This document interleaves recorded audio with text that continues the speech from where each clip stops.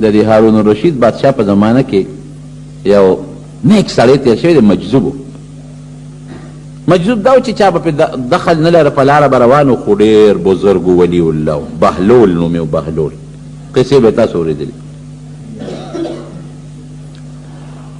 د دنیا په کارونو کې خلکو به بهلول لیونی دی مجنون دی او دومره هوښیار و چې ولی الله د زمانې و د الله تعالی عبادت کوه او روجې نیسه یو ځل دا صحرا ته کبار ته راوتی دی او ذکر و فکر کوي د الله تعالی نو چې سړی ذکر او فکر کې مشغولي نو اکثر په دې ځمکه کرښې ورسره راکاږي ځمکه باندې کرښې راکاږي نو لګیا په ځمکه داسې څه کوټګۍ موټګۍ هم جوړوي کرښې هم راکاږي او الله تعالی ذکر فکر کې مشغول دي هارون الرشید او زبیده زبیده د هغه ښځه وه ډېره مینه یې ورسره تر لورې هم وه زبیده تا ډېره نیکه بیبي وه دا د دې زمانې د زمونږ د بادشاهانو د ښځو په شانتې نه وه چې سرتور سرګردي او په دغه باندې څه ورته ویل کېږي په چترو د سړو سره را دانګي د جزونو نه داسې نه وه نیکه ښځه وه دومره نیکه وه چې د یو نهر جوړ کړی و هغې ته به یې نهر زبیده وې ټولې مکې مکرمې ته او مینا ته او عرفات ته یې د هغې نه اوبه ورکړې وې او چې کله به دا حج له راتله نو اوښان به د اشرفونو د درهمو نه ډک راوړل او دا ټول مال به په حاجیانو باندې په مسکینانو په فقیرانو په مکه شریفه او په مدینه شریفه کې خیرات کاو دومره نیکه وه چې مړه شوه که نه دا زبیده نو چا په خوب کې ولیده ورته وایي زبیدې ته خو به الله بخلې یقینا خو کومه مرتبه یې دله درکړه او پسې وبخلې زبیده ورته وایي چې کله الله ته ور مخامخ شمه وی رب العالمین ما ته وایي چې زبیدې فک د خیراتونه دې کړي دي خو ګورې مال ما در کړی که ما مال نه وي در کړی یو روپۍ دې هم نه شو خیرات کولی نیر دیشتې دی د مکې او د ګردونوا خلقو دې سیراب کړی دی خو ګورې ما د بادشاه ښځه جوړه کړې وي که دا بادشاهي مې د خاوند لو تاله نه وي در کړې او دا دولت او دا طاقت او توفیق مې نه وي ورکړی نو یو کرښه دې هم نه شوه راښکې تا چې او یاره دا ګورې حقیقت هم دی ګوره ډېر ګران کار دی که ته ما خو عبادت وکړو ما خو ده وکړو الله راته وایي چې ما سترګې نه وې در کړې څه ما خپې نه وې در کړې څه ما مال نه و در کړی بیا به څه کوې نو وي دا ټول چې وي ما چې غرقه شوې ځکه چې دا څومره واقعي نیکۍ ما کړي دا خو د الله تعالی په توفیق مې کړي دي زبیدې تباه شوې وي ما ته وایي چې نه زبیدې په یو عمل دې بخب وي الله راته وایي یو عمل دې کړی دی پوټې نه غوندې خو مې خوښ شوی دی په هغې دې بخب وی غلی مو رپیږم د الله په دربار کې وی ما ته وی چې د ماښام وخت و یا یو ټیم و نو ته ډوډۍ ته ناسته وې نوړی دې راوچته کړه چې نوړی دې راوچته کړه نو لوپټه دې په سر نه وه سر نه دې لوپټه پرېوتې وه دې کې بانګي بانګ وی مؤذن الله اکبر نو چې هغه مؤذن بانګ وی نو تا لوپټه په سر نه وه اکثر اوس هم که د ښځو ترې خیالي نو چې بانک شروع شي نو لوپټه زر په سر کي نو وي تا هغه نوړی راوچته کړې وه خولې ته کوله دی او دې کې مؤذن وي الله اکبر وي تا وی چې او دا سر مې ښکاره دی نو هغه نوړی دی واپس په هغه لوښي کې کېښوده او لاول دې لوپټه راواغېسته خپل سر دې پټ کړ نوړی دې کېښوده نو بیا دې هغه نوړی راوچته کړه زبیدې زما د نوم تعظیم او لویي دې کړې دا هغه نوړی دی د خولې نه واپس یې ښودې د دې خپل نوم په دې تعظیم دې بخم پټې لکه غوندې زما نوم لوی دی وکړل نو زبیده او هارون الرشید دواړه په لاره باندې روان دي دا بهلول اوس لګیا دی او سوچ کوي د الله تعالی ذکر او فکر او په نومونو کې او په دې قدرتونو کې ان فی خلق السماوات والارض واختلاف الليل والنهار لآیات لأولی الالباب د شپې چې به نبی علیه السلام پاسې د ستورو ته به یې کتل د اسمان ته او د الله د قدرتونو ته او د الله لوی ذات به یې معلومه کرښې راکاږي نو دې کې پې هارون الرشید راغی ورته وایي چې بهلول څه کې وی جنت کې کور جوړوم او د هغه دا مطلب نو چې دا د جنت کور دی دا جوړوم مطلب دا و چې د الله تعالی ذکر کوم الله ته متوجه یم الله به رضا شي نو زبیده ورته وایي وی خرڅی خو یې نه مجذوب نو دا خو مالدار خلک واسې به هم پې خیرات کو وی ولې نه خرڅوم وی په څو خرڅی وی په یو اشرپی خرڅوم وی ها والا اشرپی اشرپی ولا هغه زبیدې ورکړه او روان شو چې روان شو لاړل د شپې کور ته لاړل شپه شوه هارون الرشید وی چې اوس خوب وینمه نو یو ډیر ناشنا محل دی خوب کې اوسینم داسې محل دی چې هغه محل زم چې خدای داسې ناشنا محل او د جنت محل چې دا به د چی وی چې ورنږدې شوم په هغې د زبیدې نوم لیکلی زما د ښځې نوم مې پې لیکلی چې دا زبیدې محل دی وی خوشحاله شوم چې زره ښځې خو مې په جنت کې ښایسته محل دی وی هغه سړي ته مې وی چې دا د چا دی وی چې دا ستا د بیبي دی زبیدې وی ما ورته وی چې ما ته دروازه کوله وکړه چې زه وردن نشم که نه وی چې نه د اجازت نشته وی چې د ما د ښځې محل دی وی ګوره هغه د دنیا خبرې دي دنیا کې خاوند د ښځې محل ته او ښځه د خاوند کور ته ځي راځي د جنت به چا خپل محلي وی چې زما وی چې ستا پکې نشته دا خو د ښځې محل دی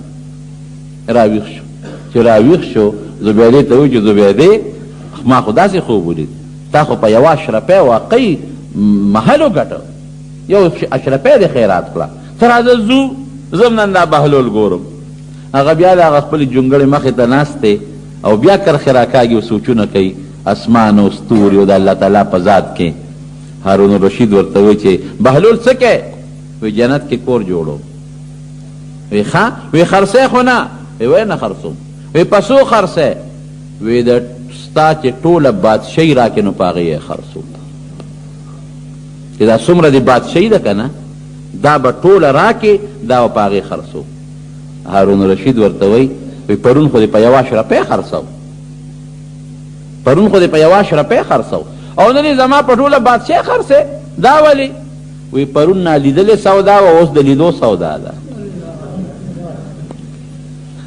نالیدلې خو چې چا شی نه لیدی او په ارس وادي او چې دې ولید خو خوښ دی چې خو بیا به زما په قیمت اخلي ګوره دا ورته هغه الهام وشوړه ته یعنې د هارون الرشید د خوب نه بهلول څه خبر و چې د شپې خوب لیدل د هغه د خوب نه څه خبر هغه خو ورته نه دی چې ما په خوب کې د ښځې هغه محل ولید او زما ونه لیدل نن یې په ټوله بادشاهي خرڅوې پرون نالیدلې سودا وه او نن د لیدو سودا ده د لیدو سودا ده چې زه پسو خرڅوم اوس خو د شیخ وخت شوی چې زه یې پسو خرڅوم نو په هغې باخلي اتقوا فراسة المؤمن فإنه ينظر بنور الله او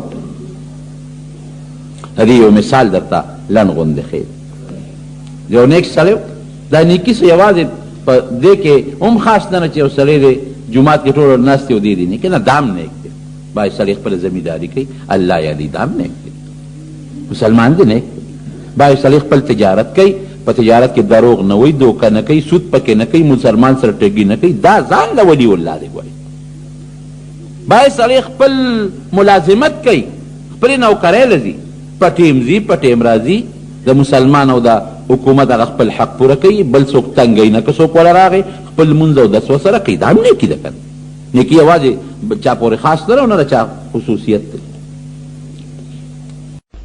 نو د مصیبت په وخت کې صبر یو به صبر کې مصیبت خو د الله طرف نه دی او بل به څه ووایې انا لله و انا الیه راجعون حضرت عمران ابن حسین رضی الله عنه د نبی علیه السلام صحابي بیمار و غریب دانه پې راختلې وه دا ننکې داسې بیمار و چې نه کېناستېدی شو نه په ډډه وړېدی شو په کټ کې به پروت ډېر سخته بیماري و او چې څوک بیا تپوس ته رالل نو حشاش بشاش خوشحاله نو مخ به یې رڼا کوله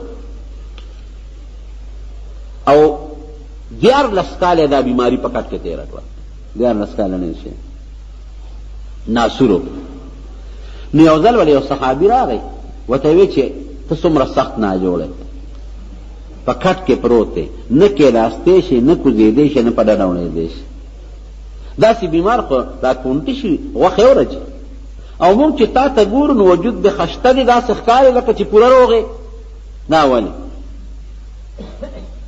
او ورته وایي په جواب کې وایي دا په دې وجه چې زه په دې مصیبت د الله نه ما سوال کړی چې الله ماله پې صبر راکړي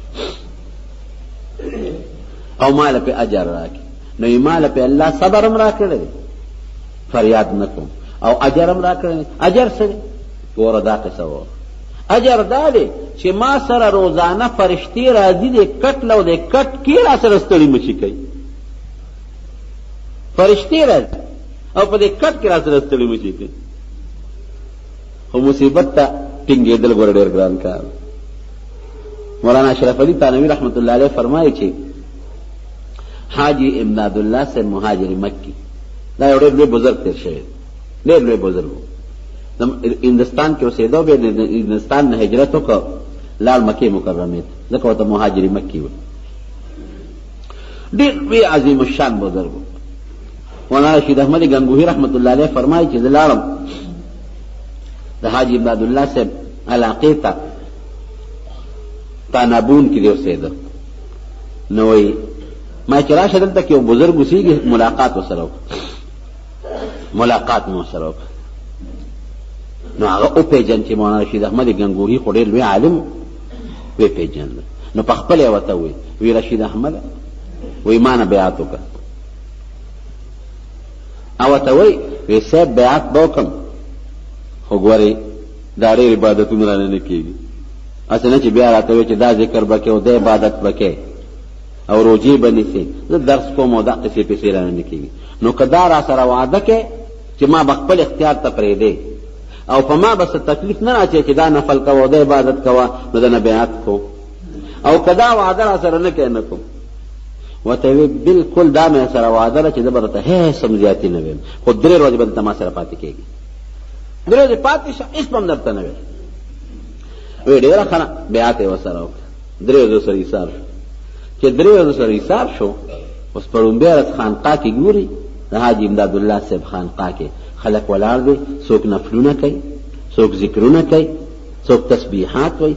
نو دې غریب وایي چې په اړه کې ملامته شم چې زه هسې ناست یم کتاب ګورم، دغلته ذکر شروع دی، هلته تسبیحات شو، هلته خلک په مانځه ولاړ دي، هلته پېشمني خلک پاسې روژه نیسي، هلته خلک تهجد کوي. یاره دا خو لږ د شرم خبره چې دقسې ناست یم. نو امام ورسره هغه تسبیحات شروع کړل، ذکر مې ورسره شروع کړ، او د شپې پاسېدل د تهجد مې ورسره شروع کړ. وایي چې په سبا ګورم پېشمني دنیا پاسېدله، تهجد بانګ هم پکې وشو، او ټول شیخان او مریدان او عالمان چې هغې روجې نه وې. ما چې دا خو ډېره شرم خبره ده چې دا عامیان روجې نیسي، زه مولیا به ودرې پکې روجه ونه نیسم، ما هم پکې روجه کړه. وایي چې 3 ورځې تېره شوې، حاجي صاحب رحمه الله زه راوغوښتم، وایي ما ته یې وایي چې رشید احمده 3 ورځې پوره شوې، که ته خپل کلي ته ځې نو ځه. وایي ما ورته چې صاحب زه خو نه ځم، 40 ورځې به تېروم. وایي ما ته یې چې نه، زه علم خدمت کې او ځکه ته خپل کلي ته ځې نو ځه. او یې راته وخندل چې ګوره ما خو در باندې څه بوج او مشقت نه اچولی، ما را سره ګوره خپله وعده پوره کړې ده. وایي صاحب تا خو خپله وعده پوره کړه، خو دا ده چې اوس ما نه کېږي، 40 ورځې به راسره تېروم. مولانا رشید احمد گنگوهی رحمت الله علیه 40 ورځې ورسره تېرې کړې، او هغه 40 ورځو کې د هغه نه الله دومره کامل ولی جوړ کړ چې بیعت سره خلافت هم هغې ته ولاړ خپل کړي گنگو. نو حاجي امداد الله صاحب مهاجر مکی او عظیم الشان بزرګ و، ډېر لوی، چې د مولانا اشرف علي تانوي صاحب پیر و، د مولانا رشید احمد گنگوهی رحمت الله علیه پیر و. تاسو خپل اندازه ولرئ چې دا به څومره لوی سړی. نو مولانا اشرف علي صاحب وایي یو ځل د هغه مجلس کې ناست و، نو هغه د مصیبتونو صفت کړه، لکه زه چې اوس لګیا چې الله په مصیبت باندې اجر ورکوي، په بیماری الله اجر ورکوي، په تکلیف الله ثواب ورکوي، الله په ګناه رجوي، الله درجې بلندوي. وی دی کې یو سړی راغی کېناسته، وی حاجي صاحب راغلی ما بیمار یم، ما ته دعا وکړه چې الله تعالی ما جوړ کړي د دې بیمارۍ. نو مولانا اشرف علي صاحب وایي چې موږ پړه کې اوس یو ملګری بل ته ګورو چې اوسه پورې خو به حاجي صاحب وایي چې دا بیماري د الله نعمت دی، ګناه پرې رجېږي او مرتبه پې بلندېږي. اوس که دې سړي له دعا کوي، خو راځي دا مطلب چې خدای دا نعمت پې لرکړي. ځکه سړی وایي چې ما ته دعا وکړه چې ما خدای پاک جوړ کړي، نو دا بیماري ته اوس لرکېدل په دوا باندې دا خو اوس نعمت ورته وایي، دا به څه وایي؟ وی حیران شو، موږ پریشانه شو. وی حاجي صاحب وایي چې لاس اوچت دې سړي ته یو دعا کړو. وی لاس موچت کا، وی چې لاس موچت کا، نو حاجي صاحب وایي چې یا الله بېشکه دا بیماري او تکلیف ستا ډېر لوی نعمت دی، ته پې ګناه رجې، مرتبه پې بلندی، اجر پې ورکې، جنت پې ورکې، خو دې نعمت ته ټینګېدل ډېر ګران کار دی. نو خدای دا نعمت ولا د روغ صحت په نعمت بدل کړي. ګوره بیماري نعمت ته او روغ صحت هم نعمت، دې نعمت ته ټینګېدل ډېر ګران دی. نو خدای دا ولا په د روغ صحت په نعمت بدل کړي. نو که یو سړي ته تکلیف او بیماری راشي، او صحابه خو لوی خلک تا ته پته ده چې دا بیماری زما جوړېدو والا ده، یا وارثان علاج دیم کوي، دم درود دیم کوي او دعا دیم کوي چې الله لري کې بیماری نعمت او روغ صحت نعمت. او که داسې بیماری چې نه جوړېدو واله د تم پته ده وارثانو ته پورا صبر دې کوي او د الله نه دې اجر غواړي. یو صحابي فرمایي چې په جنگ کې په غشي ولګېدم او نبی علیہ السلام مې بچ کاو. وایي چې په غشي ولګېدم سترګه رانه بقوته، د سترګې دا غټ ګاټې نه دا رانه بار راووت. وایي چې بار راووت وایي دقسې مې لاس کې ونیو د مخ پورې مې پیوست کړ، وینې ته بیګې او پوره سترګه بار راووت. ورلم نبی کریم صلی الله علیه وسلم د الله رسوله ما نه سترګه بار راووت. وی رسول الله مبارک او فرمایل چې فلان کی که صبر پکې الله به جنت درکړي، اګه صبر نه کې خدای به دې جوړ کړي. وی ما وته وی چې د الله رسول صبر نشم کولی، جنت ته خدای راکړي. هر قسم غلط فکر جنت ته خدای راکړي صبر نشم کولی. یوا دویم دا ده خدمه ده او ډیره زیاته مې خوښه ده. او کدا سترګه مې لاړه کنه ممکن د جلانو تختی. ور صحابه ورشتیا خبرې کول، په اشتیا خبرو خپه کېدل نه پکا. نو صبر هم نشم کوله او خدمه ډیره خوښه. نو که داسې زولې د ممکن رانه لاړه شي. وی نبی علیہ السلام مبارک او خندل چې ښه او یې چې ګوره دعا به جنت را لزان لکه. وی هغه سترګه یې زمانه واغشته په خپل لاس مبارک کې کېښود او زما په سترګه کې واپس کېښوده. وی قسم په خدای دردم ختم، وینم ختمه او د هغې سترګې نظر د هغه بلې نه ښه تېزوږي، هغې نه ښه تېز موجوده شو د نبی علیہ السلام. او بیا خندل دعا رانه وکړه چې زما دې ملګري خو د سترګې په دې مصیبت صبر ونه کړ، الله تا به جنت ورکړو، خو خدای مفت کې ولا جنت ورکړي. ګوره شریعت مونږ ته څه ښودي، نبی علیہ السلام مبارک مونږ ته څه ښودي. نو که یو سړی په مصیبت او په تکلیف کې مبتلا شو او دی وی انا لله و انا الیه راجعون او دې په صبر وکړي، بیا جنت اجرم جنت. او که داسې وي چې دا مصیبت د لر کېدو وي یا دا بیماری د جوړېدو وي نو صبر دې پرې وکړو، د الله نه روغ صحت هم غواړي، د خدای ماله روغ صحت راکړي. بیماری ته ټینګېدل او تکلیف ته ټینګېدل هم ډېر ګران کار. بیا هم یو خبره یو صحابي د الله نه سوال کو یا الله صبر راکړي صبر راکړي، هسې په روغ صبر غوښتو. نبی علیہ السلام ورته غوسه شو، ورته وی د الله نه مصیبت غواړي چې ته صبر غواړي، نو صبر خو الله راځي چې مصیبت راشي. ته خدای الله نه مصیبت وغوښته چې خدای مصیبت نشته وی صبر راکړي صبر راکړي، دا مطلب چې مصیبت راوړي صبر به راکړي. د الله نه عافیت غواړه چې خدای د مصیبت او بیمارونو مې وساتي، چې راشي نو بیا صبر غواړه، چې مصیبت راغلی نه صبر مه غواړه، چې راشي بیا صبر غواړه. او د مصیبت نه مخکې د الله نه روغ صحت غواړه، د الله نه عافیت غواړه. اخیری بیماری د نبی کریم صلی الله علیه وسلم د مدینه شریفه د قبرستان ته تللی، چراغ سره خو بیده. عایشې بی بی سره یو بله زنانه ناسته وه، نو عایشه بی بی وی وارأسه سر مې مات شو. نبی علیہ السلام مبارک ورته فرمای وی عایشه ول وی سر مې خوږېږي. نو حضور پاک مبارک خوشته به وی مخه پکېږه، وی که سر دې خوږېږي او سر دې مات شي او مړه شي وی غم مه کوه، زه به باندې جنازه وکړم او ډېرې دعاګانې به درته وکړم. او ته څه وایي؟ وی ښه وی ما ته پته و چې ته زما په مرګ خوشحاله، اته زه مړه شوم که نه مازدیګر به دې بله ښځه کړې. نبی علیہ السلام مبارک فرمایل بل و انا وارأسا، عایشې زما سر خوږېږي، تا به الله جوړه کړي، او زما سر داسې درد دی چې ممکن ده چې دا زما خیري بیماري شي. هماغسې شو. وی دا بیبي راغلې ده، د دې یو ماشوم بچی مړ دی او ډېره غمجنه ده. اوس هم چا د تکلیف غم ورسېږي نو یو نیک سړي عالم ته لاړ شي، دعا راته وکړه. نبی علیہ السلام مبارک وفرمایل چې د چا 3 بچي ماشومان نابالغ مړه شي او مور او پلار یې په صبر وکړي، نو رب العالمین مور او پلار له جنت ورکړي. عایشه بی بی فرمایي چې که 2 ماشومان وی که را چا 2 ماشومان نابالغ مړه شي او مور او پلار یې په صبر وکړي الله جنت ورکړي. وی که یو ماشوم وی که یو ماشوم دغه خزانه خو یو ماشوم مړ، وی که یو ماشوم د چا مړ شي او د مور او پلار یې په صبر وکړي الله جنت ورکړي. وی ښه کله چا ماشوم نی یا وی خو په ماشوموالي کې مړ نه شي ورسونه خپلې تپوس وکړه. رسول الله مبارک ورته څه فرمایي؟ وی عایشې وی زما غم د ټول مسلمان غم دی، که زه وفات شم او زما دا مرګ یو انسان ځان ته راروان دي کی او پیغام وکړي او بیا په صبر وکړي دله به الله جنت ورکړي. نو ګوره غم او مصیبت ما تاسو ته وایي دنیا چې آباد رانو سړی د غم مصیبت ته نه خلاصي. په چا به یو تکلیف یو به په غم او مصیبت کې په چا پورې خندا ګورې نه کوي. دا خو دنیا ده. نن په یو سبا په بل یو سړی مالدار دی مال تلا ارچانه پلیش، یو سړی د اولاد خاوند اولاد تلا، یو سړی د جیدات خاوند جیدات تلا. دقه وې دا وې یو سړی د کارخانه خاوند کارخانه تلا، یو سړی د عزت خاوند عزت تلا. خو ګوره دنیا د ماته ستوي دنیا باندې بدغه نه کې اصلي عزت ورث الله سره. نو اکثر زمون په وطن کې خلک بیا پیغورونه کوي. نو نبی علیہ السلام سے فرمایي وی چې چا یو مسلمان ته پیغور وکړو هغه انسان ته چې کوم تکلیف مصیبت رسیدلې دی ابته الله خلاص کی هغه مصیبت بد باندې الله راوړي. نو پیغور باندې کوي مسلمان ارچان الله بچي غشتي شي دا ارچان الله مال غشتي شي دا ارچان الله عزت غشتي شي دا ارچان الله روح صحت غشتي شي. نو په مصیبت کې بسوایو چې مصیبت راشي الله دې نه راولي مصیبت مونږ غواړو چې خدای را نه ولي خو انسان دی انا لله و انا الیه راجعون. یا الله مونږ ستایو مونږ د الله یو مونږ به الله ته واپس کېږو. او دویم دا به پښتو کې خیر د کاربې کې د تل درځي و یا الله مال په دې مصیبت کې اجر او ثواب راکړي.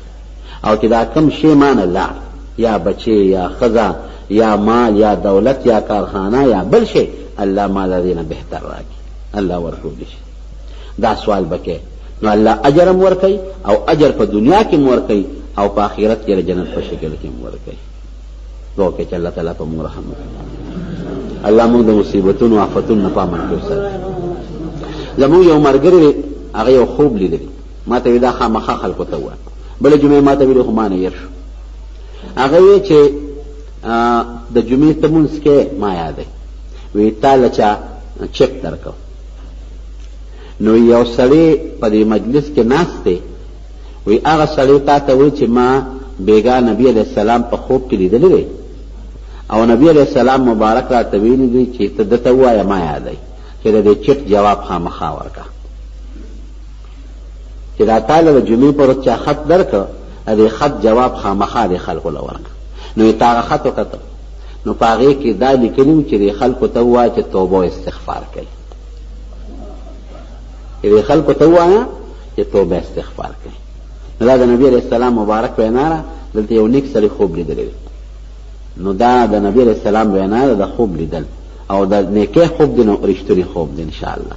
نو دا د هغې د وینا مطابق تاسو ته دا خبره کوم چې توبه استغفار خامخا کوئ.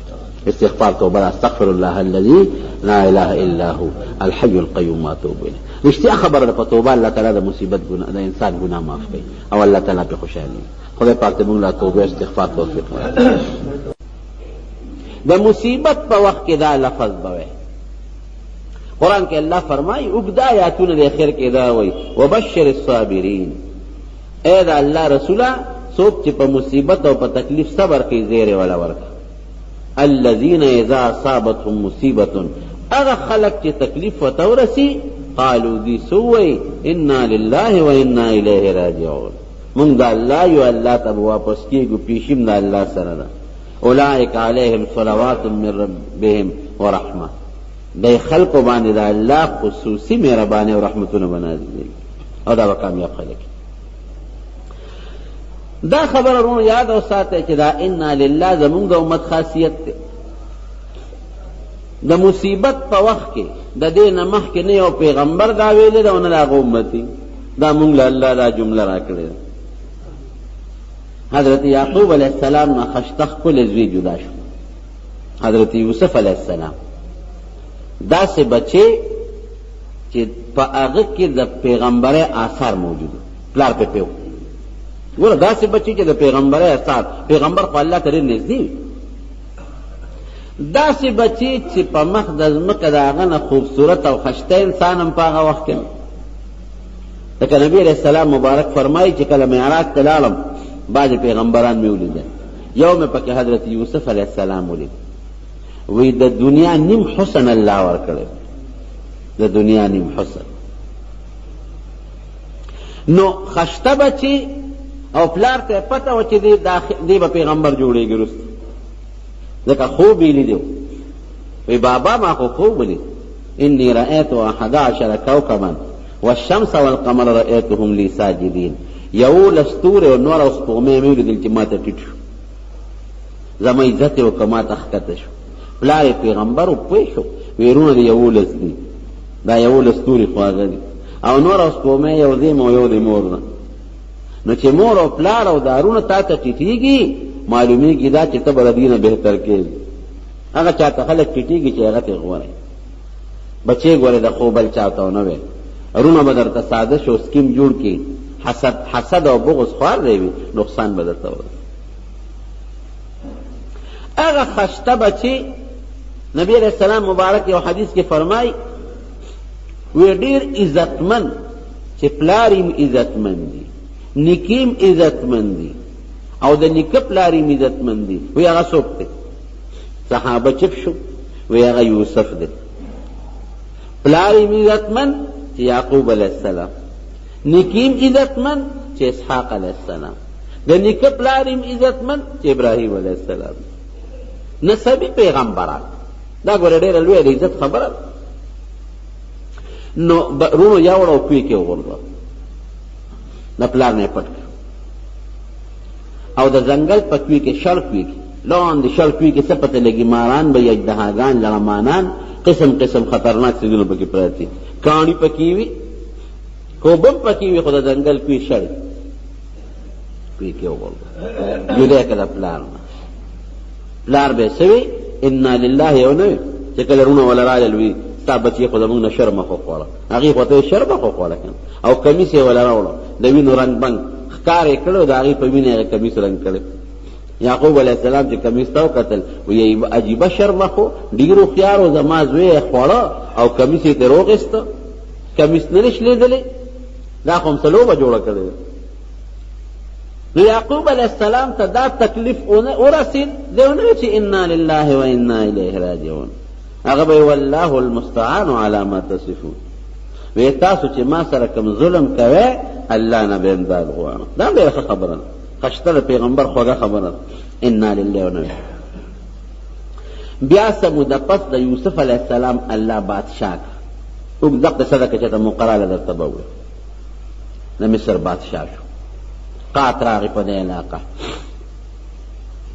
فحد کې یعقوب علیہ السلام بچو ته وی چې بچو دا خلق غلیله کم خوازي دا د سترګې ړندې وي ګورې د یعقوب علیہ السلام د غم وابیضت عیناه من الحزن وهو کظیم سترګې سپینې شوې وې د جړان وی بابا دا مصر ته ځي مصر کې یو ډېر هوښیار او نیک بادشاه دی خلکو له غله ورکوي وی تاسو هم لاړ شئ لاړل چې لاړل اوس خپل رورې د غلې وزیر دی اناسته په تخت خو دوی یې نه پېژني ځکه هغه په شاهي لباس کې دی او ردي خو دا خیال و چې زموږ رور یوسف خو ته ختم شوی ډېره موده وشوه کلونه شوي هغه وپېژندل چې دا خو زما غرونه دي ګڼ کسان وی پېژندل هغه نوکرانو ته وی چې د دې مېلمنو نه تپوسو کې دا څوک کې پېژندل خو چې خلکو ته پته ولګي وی مونږ خو دا یعقوب علیه السلام پیغمبر بچي یو ښه تاسو خو ډېر ښه خلک یې نیکان یې د پیغمبر اولاد یې نیکم پیغمبر تر نیکم پیغمبر هلې دوی له ځان له کوټه او کمره ورکې د دې پوره عزت وکړي چې څوک پوه نه شي او بیا چې کله غله وله ورکړه نو چې کوم سامان دوی راوړو هغه یې ورته په بوجو کې ورته کېده د پیغمبر بچي دي وی څو وروڼه یې هغې ورته یې مونږ 11 وروڼه دي وی 11 وروڼه یې وی دروغ خو نه وی نه صاحب 11 وروڼه یو وی هلکه د 11 کسو بوجه وله ورکړي یوسف علیه السلام خو هوښیار و پیغمبر ورته وی ګورې یو بوجه هم رانه زیاتي واخېسته وی نه قسم دی چې زمونږ یو ورور شته کورم پرېښی دی د یوسف علیه السلام خپل سکر و چې کوم بنیامین و هغې ورته وی دروغ نه وایه وی نه وی ښه بل دله به یې راولې که بل دله م رانه وست غله به نه درته دی رالل پلار ته یې غله راوړه بوجې وسپړدې چې څه پیسې میسې وی هغه په هغې کې پرتې وي بابا وی ډېر ښه سړی ګوره که نه مونږ له یې غله م راکړه او چې کوم پیسې میسې اړې وې هغه راته را واپس کړې. چې قافله بیا تېرېدو دوباره تلل، یعقوب علیه السلام ته بچې لاړ شه، غله خلاصه شو، قحط دی. وی ځان سره به دا بل کشر رور بوزو بنیامین. وی نه دې چېته در کوم. وی نه بابا مونږ خو بادشاه سره وعده کړې ده، مونږ به د دې حفاظت کوو. وی ښه مخکې د ده بل ورور و که نه، هم تاسو مانه بوتلی و، د هغه مې حفاظت وکړو، چې ده به حفاظت وکړې، ډېره خپل وړنه نه جدا کوم. په ده د یوسف مینه ماته زما د زړه یو غوټی تاسو چکولی ده، دا ما د هغه ورور دی سکه، پلار یې یو یعقوب علیه السلام میندې جدا، دا د هغه ورور دی او د هغه مینه پې ماتوم دی اړه پورې نیسم، دې نه پرېږدم. وی بابا پټه خبره نه ده، قافلې والا نه تپوس وکړه، مونږ ځو او دا ورور راکړه، مجبور یې که غریب. بنیامین یې وله ورکړه. لاړل بادشاه له، چې بادشاه ته څنګه ورسېدل، نو بادشاه وی دوه ورونه ځان ځان له په یو یو کوټه کې دیره شي. هلکه د دوی عزت وکړئ. ګورئ یوسف علیه السلام و، دا د یعقوب علیه السلام اولاد دی، دوه له ځان ځان له کوټه ورکړي، دوه ځان له شو، دا بنیامین یوازې پاتې شو. په ژړا شو. هلکه ته ولې ژاړې؟ وی زما یو ورور یوسف اچته نشته رک شوی دی، که هغه وي ارمان نن به ما سره هغه یو ځای په کوټه کې ملاستو. وی مه خفه کېږه ته د پیغمبر زوی، زه به درسره کوټه کې یو ځای سملم. ګوره الله نظام برابروي.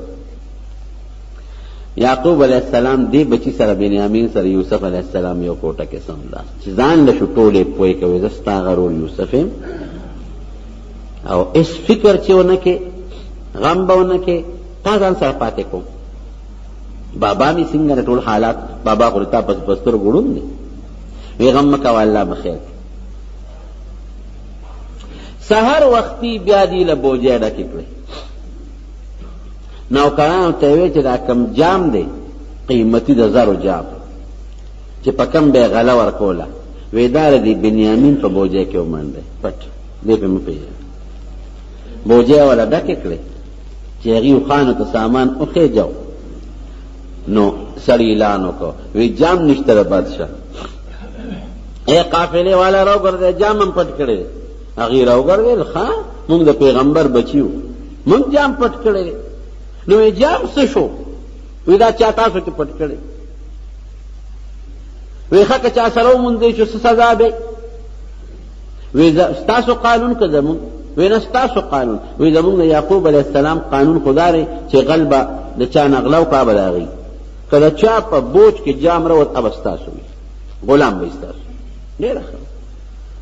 فبدأ بأوعیتهم قبل وعاء أخیه، مخکې د نورو وروڼو نه شروع کړه، په ده شروع کړي خو شکیان کېږي، هغه به هغې کې څه نو د ده په بوج کې جام راووت.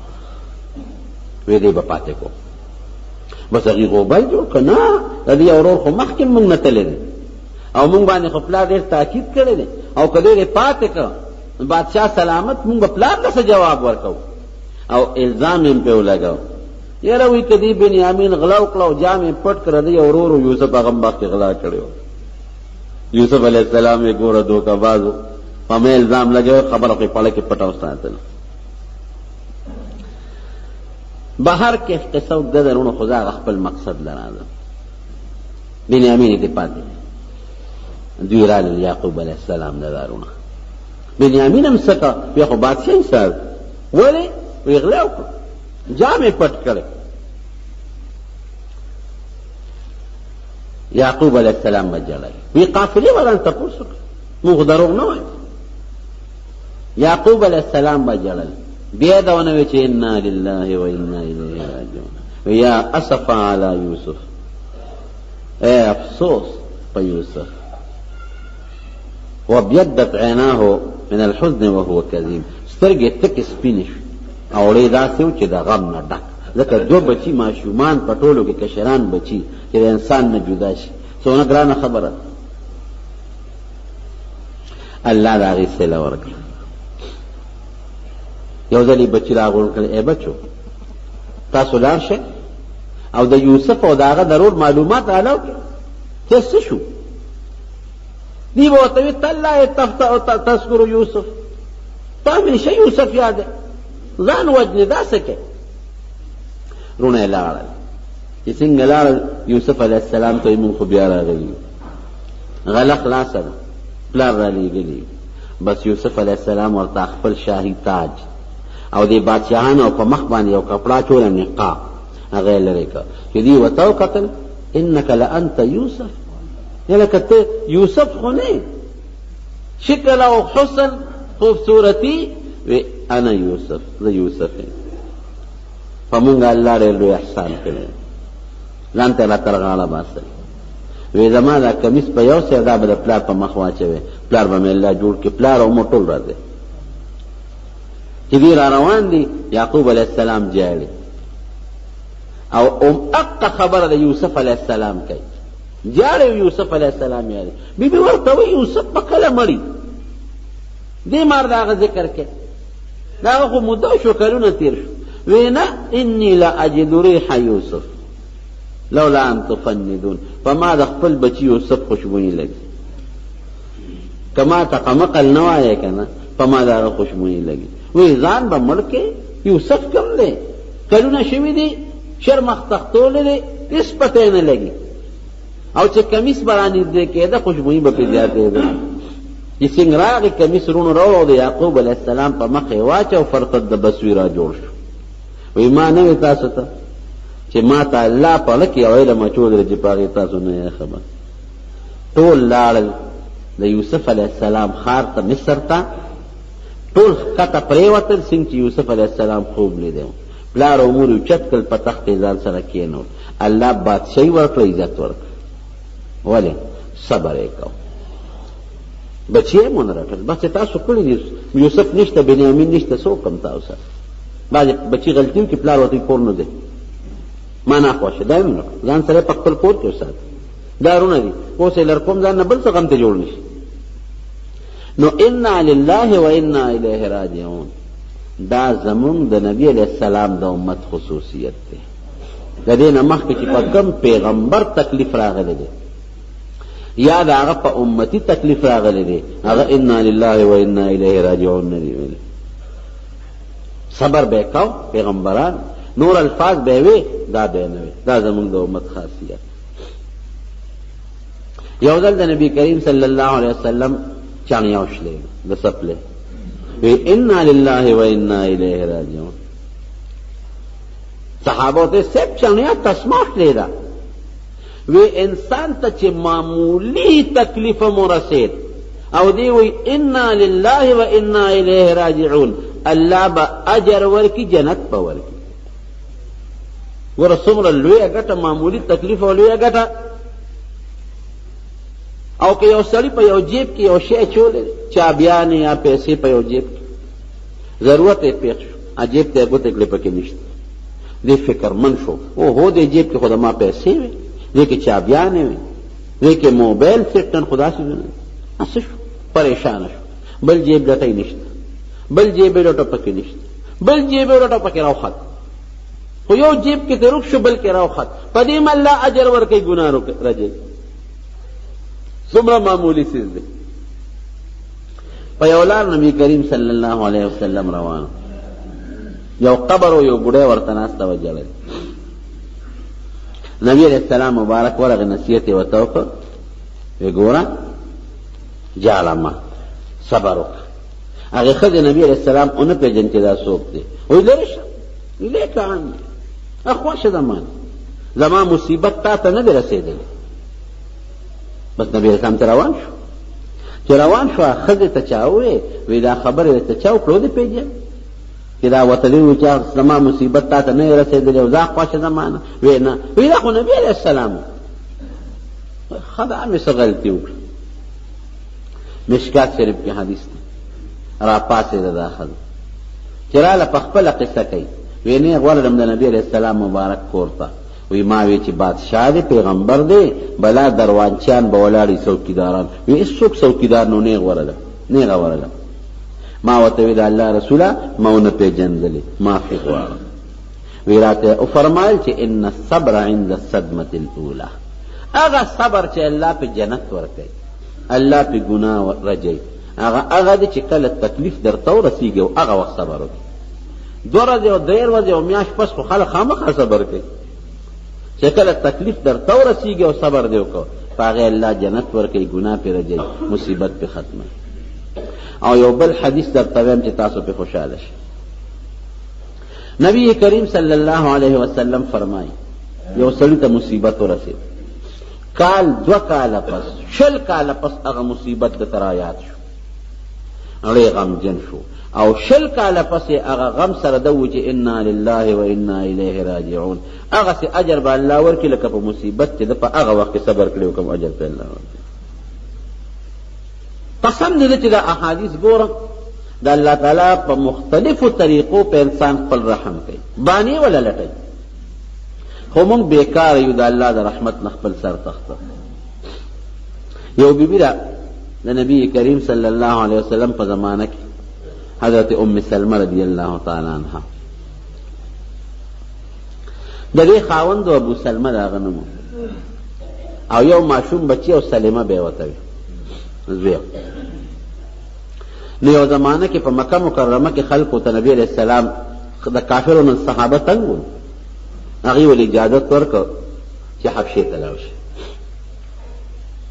دا دواړه ښځه او خاوند حبشې ته لاړل د حبشې نه بیا صحابه واپس مکې شریفې ته رالل دین رالل چې رالل دا داسې وخت و چې نبي علیه السلام مبارک مدینې شریفې ته هجرت کړی نو دې ښځې ته وایي ښځې نبی علیه السلام خو مدینې ته تللی دی زه چې موږ هم ځو هجرت کوم وی ډېره ښه خو د دې ښځې او د خاوند په منځ کې چې کومه مینه وه داسې مینه په هغه زمانه کې د خاوندانو د ښځو نه وه یو ځل دواړه کېناستل دا خاوند ورته وایي ښځې زما چې تا سره څومره مینه ده دومره مینه به د بل خاوند خپلې ښځې سره یي ښځه ورته څه وایي وی سړیه چې زما تا سره څومره مینه ده دومره مینه به د بلې ښځې خپل خاوند سره یي دواړه ویې نه نو دا خاوند ورته وایي دا ښځه ورته وایي سړیه چې یو شرط کېږو یو لوس کوو وی که ته مخکې مړ شوې زه به در سره دا وعده وکړم چې ستا نه پس به بل خاوند نه کوم حالانکې په عربو کې دا رواج و چې خاوند به مړ شو نو ښځې به بل خاوند وکړو د عدت نه پس دا په هغې کې زمونږ خلک لږ بد ګڼي په هغې کې دا رواج و نو که ته زما نه مخکې مړ شوې زه به ستا نه پس بل خاوند نه کوم او که زه ستا نه مخکې مړه شم نو سړیه ته به زما نه پس بله ښځه نه کړې دا ولې وی دا ځکه چې ما ته دواړه بس په جنت کې یو ځای دا خاوند ورته وایي وی داسې کار دی که ته زما نه مخکې شوې او مړه شوې زما را سره دا وعده ده چې زه به ستا نه پس بله ښځه نه کوم دا وعده ده خو که زه ستا نه مخکې مړ شم نو ته به دا شرط نه لګې ته بل خاوند وکړه ځکه چې سړی خو ګزاره کولی شي بې ښځې او ښځه خو مال ته محتاجی د کور نه بار کاروبار ته محتاجی نو ښځه بې خاوند نه ګزاره نه شي کولی نو زما د سره وعده ده چې ستا د مرګ نه پس به بله ښځه دویمه نه کوم او که زه مړ شم نو تا ته اجازت دی بل خاوند کوم دومره مینه د دواړو یو بل سره نو دا خاوند دی ښځې ته وایي ښځې ته چې ځو مدینې شریفې ته نبي علیه السلام خو هلته تللی یو اوښې را روان که نو ښځه خاوند پې دواړه سواره شو هغه راکوټې ماشوم بچې سلیمه هغې ځان سره په غېږ کې کېنه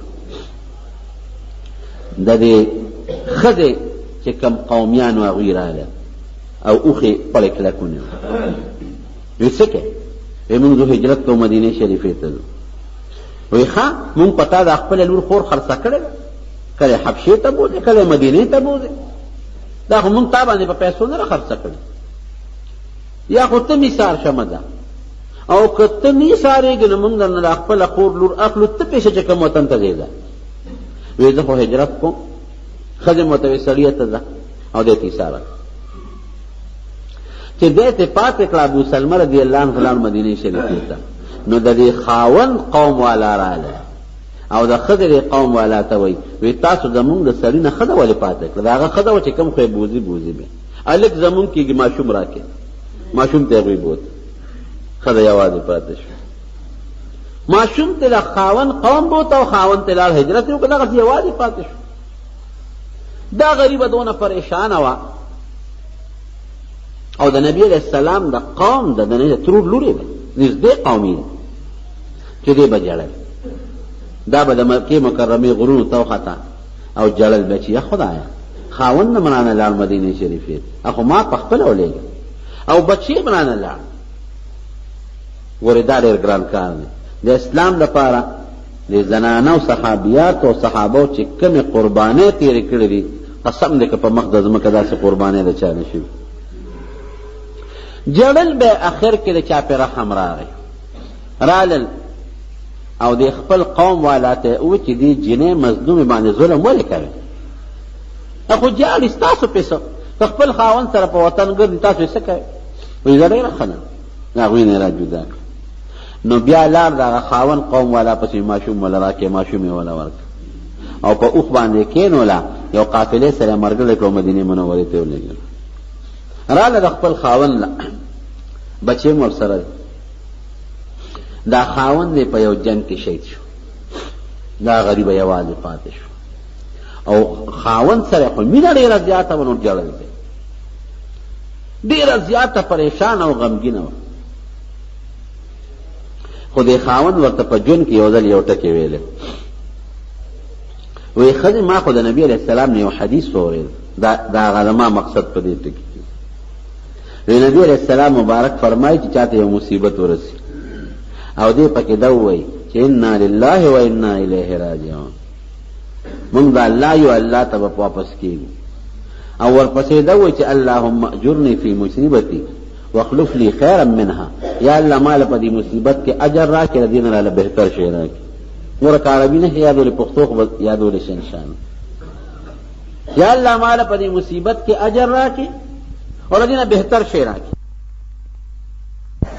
واخلف لي خیرا منها، او د دې خاوند نه راله بهتر خاوند راکړي د دې مصیبت نه. وی د نبی علیہ السلام مبارک وینا او ما په عمل شروع کو، ویله کې به وی چې د ابو سلمان خ خاوند بلا سوکی. خو د نبی علیہ السلام وینا د دعا به کوم چې دنه غوړه راکینو، نور د دنه غوړه چې نظر به مې پټولو صحابه او تکونو ما تر ابو سلمان غوړه خاوند بل نه ښکاري، دنه غوړه بلا سوکی. وی الله هغه د نبی علیہ السلام حدیث باندې عمل او هغه دعا زما قبول کړه. اسنګه وی دا ابو سلمان مال الله خشته او خپل او بهتر خاون راکړه، اسوک ته نبی کریم صلی الله علیه وسلم دا غ نکاح تعالی وی دا الله رسول هغه د نکاح خبره چې کوم وخت کېدلې او هغه پیغامات لل، نو نبی علیہ السلام ته دا خبره رسوله چې یو خو زه لکه سخت یم، لکه تیز یم، غصه نه کې، دویم زما بچی دي، او دریم دا چې زه خو عمر مې زیات دی. د نبی علیہ السلام مبارک د طرف نم پیغام د ترور لور یم، وی ستا عمر زیات دی، زما هم زیات دی، او ستا بچی زما بچی دي، او الله به صبر درکړي. وی هغه غصه مې لاړه ختمه شوه، تر مرګه پورې غصه رانه وتښتېدله. نو ګوره انا لله و انا الیه راجعون دا هغې فایده او دا دعا چې الله په دې مصیبت کې اجر او ثواب راکړي، د دې نه بهتر راکړي. ام سلمې رضی الله عنها باندې الله څونه مهربانه شو، د نبي علیہ السلام غوندې خاوند چې په جنت کې کومه ښځه د کم خاوند په نکاح کې خاوند یې مړ شو، دا چې په نکاح کې پاتې شي، دا په جنت کې هغې خاوند سره مرګي. حضرت سعودي رضی الله تعالی عنها ام المؤمنین ده، د نبي علیہ السلام بیبي ده، څه غلطي شوې وه، داسې خاص غلطي نه وه، خو په هغې نبي علیہ السلام خفه او بیا اراده وکړه ام سعودي ته، وی تا زه جدا کوم د خپل ذات نه.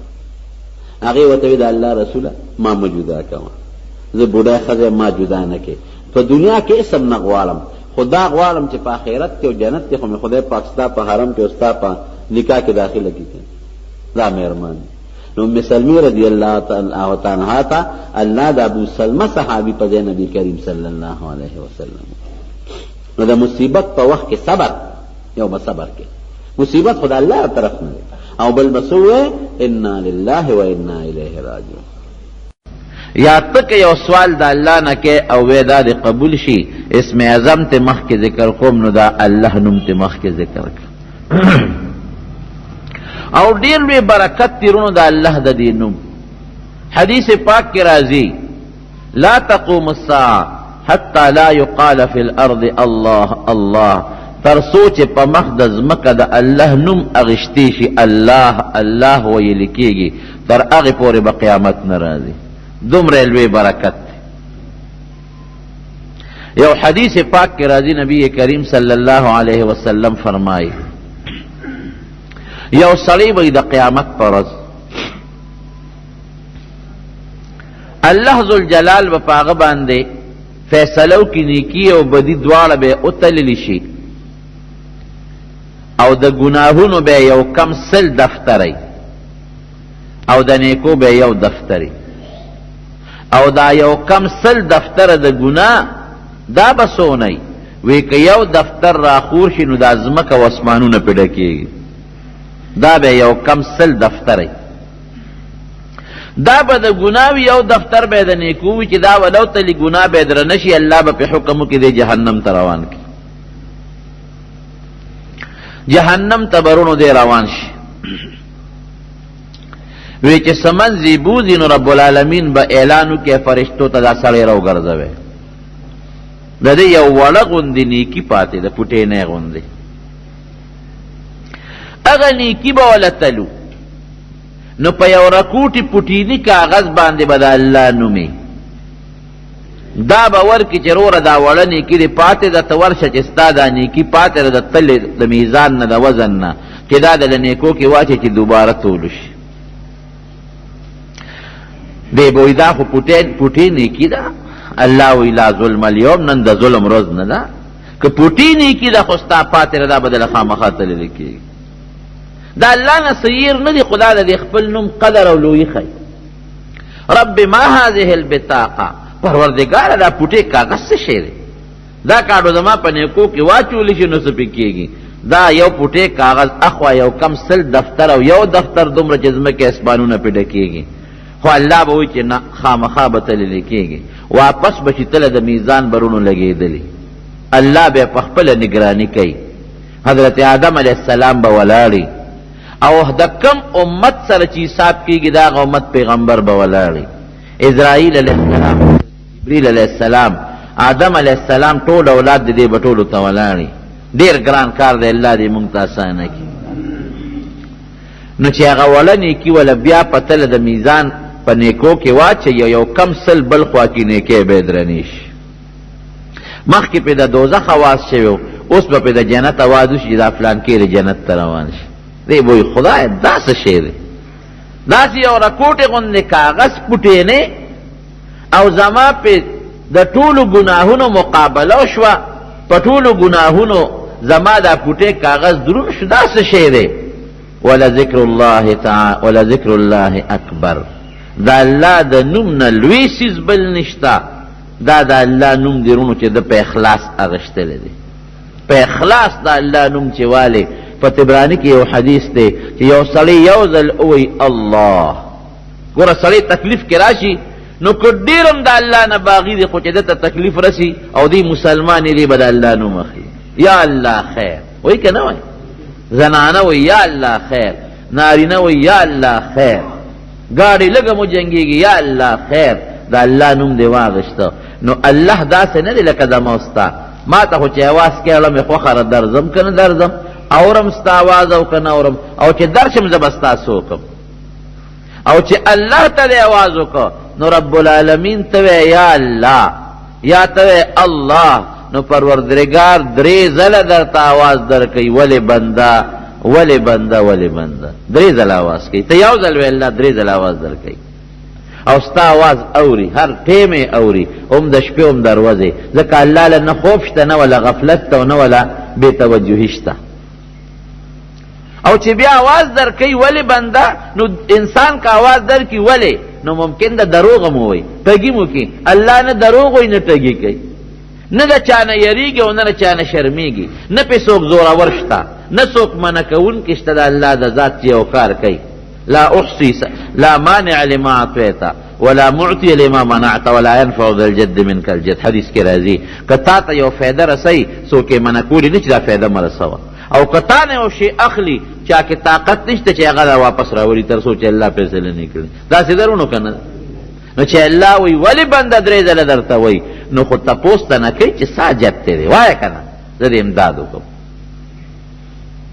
زمارونو دا د الله د نوم برکت نو اسم که څوک د الله نوم اخلي الله الله الله الله رب العالمین پې خوشحالي او چې دا ذکر څومره څوک کوي د دې الله د نوم په برکتونو کې لیکلي دي چې څومره د الله نوم څوک زیات اخلي د ده په زړه کې به د الله په ذات یقین نورم زیاتېږي د دې ورد کوئ ورد الله الله الله په تسبو باندې اړوئ لا اله الا الله ور د الله نوم پکې راغی نو چې څومره دا اړئ نو یو فایده خو یې دا ده چې ستا یقین به د الله په ذات زیاتېږي یقین به دې مضبوطېږي او دویمه فایده دا ده چې د هر قسمه مصیبت تکلیف نه چې درته را روان دی الله به دې رستو ساتي ته دا مخکې وایه خو چې کوم مصیبت تکلیف دله مقرر دی د هغې نه به د رب العالمین محفوظ ساتي دا د الله ذات دا الله د ذات ښکلي نوم اسم اعظم چې کوم الله ځان له کوم نوم یې ښودی دی ښایسته نوم زه خو دا ویم بعضې خلک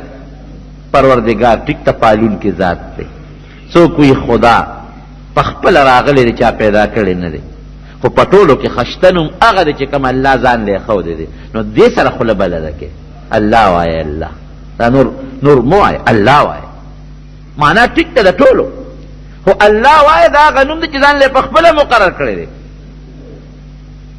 قرآن حکیم کې الله نه وایي چې زما دپاره اسماء حسنا دي کم چې تاسو لولی نو اولولی خو په ټولو دپاره اصل د الله ذات دی الله الله لا اله الا هو الحي القیوم نو بهر کیف دا د الله د نوم برکت او صفت اوایه اے پیغمبره تاسو چې قل اوایه هو کم ذات چې تاسو تپوس د هغه متعلق ما نه کوئ هغه الله دی احد یکتا دی دو نه دي یو دی یو یکتا دی ذات کې یو دی الله دو خدایان نه دي صفتونه چې د الله کم دي داسې د بل چا نشته او چې کم کار الله کولی چې داسې د چا پلار هم نشي کول دا درې خبرې مې درته وکړه یک تنها دی بعضې خلک وایي دوه خدایان دي څوک وایي درې خدایان دي څوک وایي ګڼ خدایان دي الله قرآن حکیم کې فرمایي که دوه وي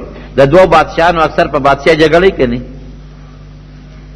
دا یو ملک نه دی بل ملکی او یو وی چې دا ملک ما قبضه کړی بل وی چې دا ملک ما قبضه کړی او چې په یو ملک کې دوه بادشاهان تاسو دا خپل ملک نه کته صدر لګي شي وزیر اعظم لرکي وزیر اعظم لګي صدر لرکي دوه طاقتونه کم ځای کور کې یو ځای کېږي لو کان فیهما الهتان الا الله لفسدتا که دوه خدایان وي یو به د انور دې طرف نه راوخت بلا مو دې تېره شوه ورېږه یو ناشنا کار کو دی بل طرف نه راخېجو یو به وایي دا سپومۍ دې طرف ته روانه ده او د شپې راخېجو لګیره دا سپومۍ دې بل طرف نه راخېجو چې په داسې لږه چکر ولګئ لوی تصادم به جوړو مصیبت به یو الله دی د هندوستان کې مولانا شبیر احمد عثماني رحمت الله علیه لیکلي دي مفتی شفیع صاحب رحمت الله علیه هم لیکلي دي چې هندوان د 33 کروڑو خدایانو عبادت کوي د 33 کروڑو خدایانو موږ د چا عبادت کوو د یو ځان هغه ذات چې زموږ خالق او مالک چې موږ یې پیدا کړي کم کاڼې چې خشتۍ راویلي په جیب کې کېږي هغې ته سجده کوي عبادت ته کوي په خپل لاس د کاڼې نه بت جوړ کړي پوزه ولا په خپله جوړه کړي سترګې ولا په خپله جوړه کړي خوله ولا په خپله جوړه کړي دومره بې وقف خو تا جوړ کړه نو تا له به زوی در کوي هغه له خو سترګې تا جوړې کړې هغه له خو لاسونه او خپې تا جوړ کړل نو تا له به مال او دولت او عزت در کوي بیا هغه ته ټیټېږي او رام رام ورته کوي خو تا جوړ کړ یو لته چې ورکوي خو غورځېږي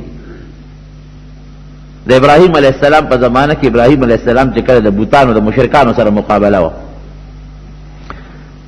د هغوی به دا قاعده وه چې یو کوټه کې به هغه خپل چې کوم غټه عبادت خانه به وه غټ بوت به پکې ولاړو دا واړه خدایان به ترې ګیر چاپېره ولاړو د دې به دا قاعده وه چې خوراکونه او میوې به یې راوړې د هغوی مخکې به یې کېښودې چې برکتي شي لا بړل خپل میلې ته سیل له به لاړل اختر به یې بار منع وکړ او چې کله سیل نه واپس برالل نو بیا به یې خپلې میوې او خوراکونه راواغېشتل نورو کې به یې ګډ کړ کې به ناستل خوړل مې ابراهیم علیه السلام خو دشمن ظالمانو دا څه کوې نو راوخت دا به زما خدای وي چې پرېوت وي هغه خدای مې نه دی پکار چې پریوزي سپومې رڼا ورکوله ستاسو څه خیال دی چې دا به زما خدای وي مړه اوس لږ ساعت پسې ګوره چې رڼا ختمه شوې زما د خدای رڼا نه ختمېږي ستورو پړقېدل شروع کړل تاسو څه وایئ چې دا خدایان دي ودرېږئ دې پته به مو لګي چې څه موده تېره شوه رڼا ختمه شوه وایي زما هغه خدایان نه دي په کار چې هغې رڼا ختمېږي او هغه پرېوځي زما هغه ذات رب دی هغه ذات مې الله دی چې هغه یو وخت کې نه پرېوځي نه رڼا ختمېږي نه برکت ختمېږي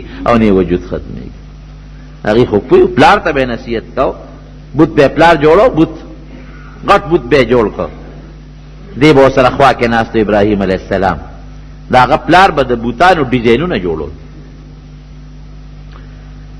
غټ غټ مزیدار به یې جوړ کړل بیا به خلکو د هغې نقشې جوړول دی به ورسره ناست هغه سره به هغه د جوړولو سامان او سټک او هغه چې کوم سولې وي هغه دغه پتراشي هغه کاڼې نو چې هغه به پوزه جوړول ده به له دیکه غلی غوندې ورکړه نو چې دیکه به یې ورکړه نو لویه ډکره به ترې لاړه خو ما دونه خواري وکړه تیار مې که یو پوز یې پاتې وه نو دی به ترې وتښتېد پلار یې ویې راشه دا زوی بلد که دې بوتانو سره چې لږ عادت یې پیدا شي اوړه کې مینه پیدا شي بچې دا بوت مې جوړ کړ هغې دا ورته مونږ بوتان وایو هغې ورته خدایان وایي دا خدای مې جوړ کړ دا بازار کې خرڅول غواړي بچې وړې نه چې خرڅې کې ورس خدای خرڅوي څه قمقل قوم دی که نه حیران شي دا عقل نه خلاص خلک خدای خرڅوي پیسې پیلي او هغه ته بیا سجدې لګوي قمقل شیطان هغه عبدالرحمن بابا وایي که نه وي د شیطان بې لارې به په لار نشي رحمان که هزار نصیحتونه ورته وکړې د خدای بې لارې به په لار نشي رحمانه نو هغه بوتې چې د بابا راوړه خرڅ په کم کن ښه مزېدار خشته مالوچو کې تو شوې بند په اوږې کې د پلار په مخ کې خو چې دروازې نه یې بار که جیب نه یې پړې راویست او خپه کې وله واچو دې مخ کې یو بوت ځان پسې راکاږي بازار کې او اواز عجیبه کوي ای خلکه هغه شی خرڅوم چې فایده نه رسوي او تاوان رسوي څوک یې اخلي خلکو رامنډه کړي اوهو هو دا څه کې زموږ خدای دې په مخه کړی ظالمه خلکو به چغې جوړې کړي دا څه کې زه ظالم شوم ظالمان تاسو یې زه ناپویه شوم ناپویه تاسو یې زموږ خدای دې په مخه کړی پکې د ورته پړی چولی دی او راکاږي او ابراهیم علیه ته بد رد چې دا لیونی دی عیاذا بالله ظالم دی عیاذا بالله ټوکې کوي زموږ خدایانو پورې هغه به ظالمان تاسو یې زما خدای پورې ټوکې کوونکي تاسو یې به هر کیف روچت به یې کتې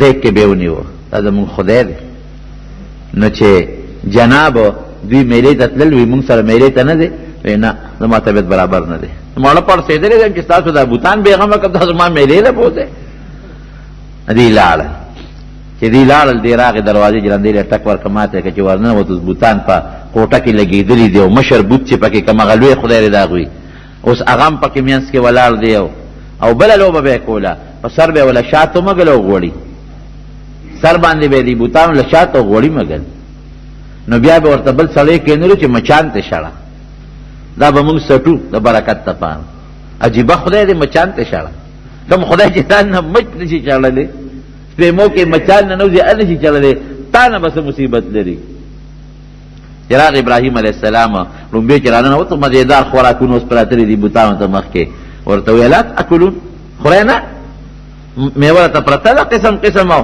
ظالمانو بق بق ورته ګوره خورئ نه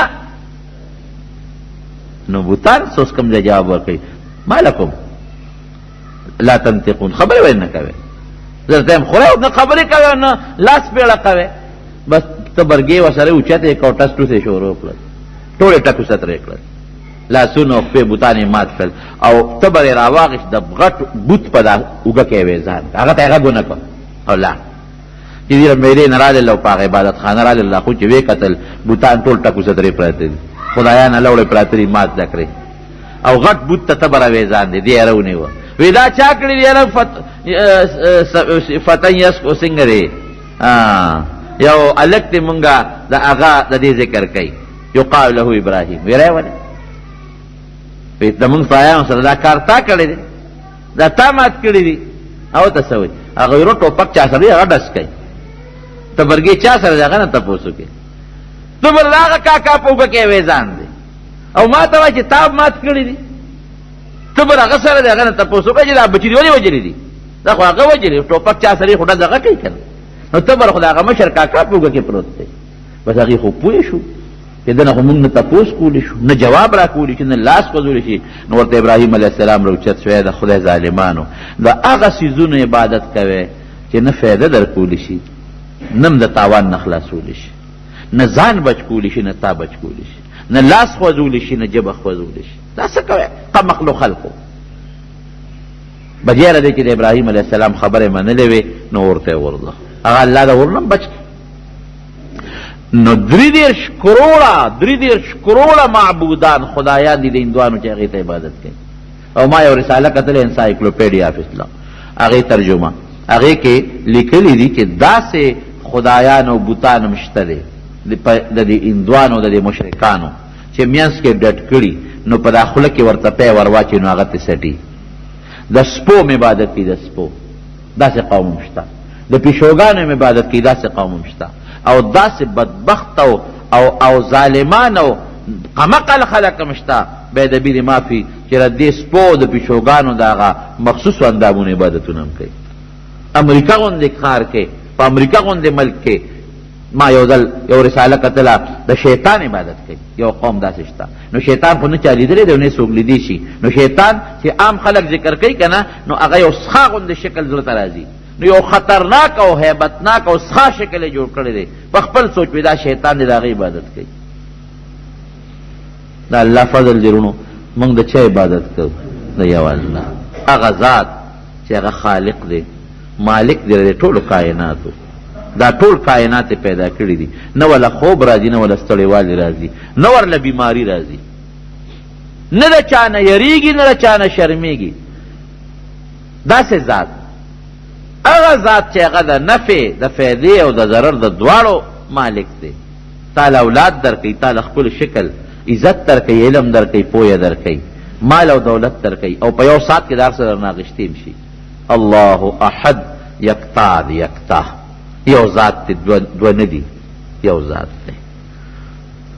او صفتونو کې هم د هغه برابر څوک نشته. د الله چې کوم صفت دی د الله په شان علم د بل چا شته؟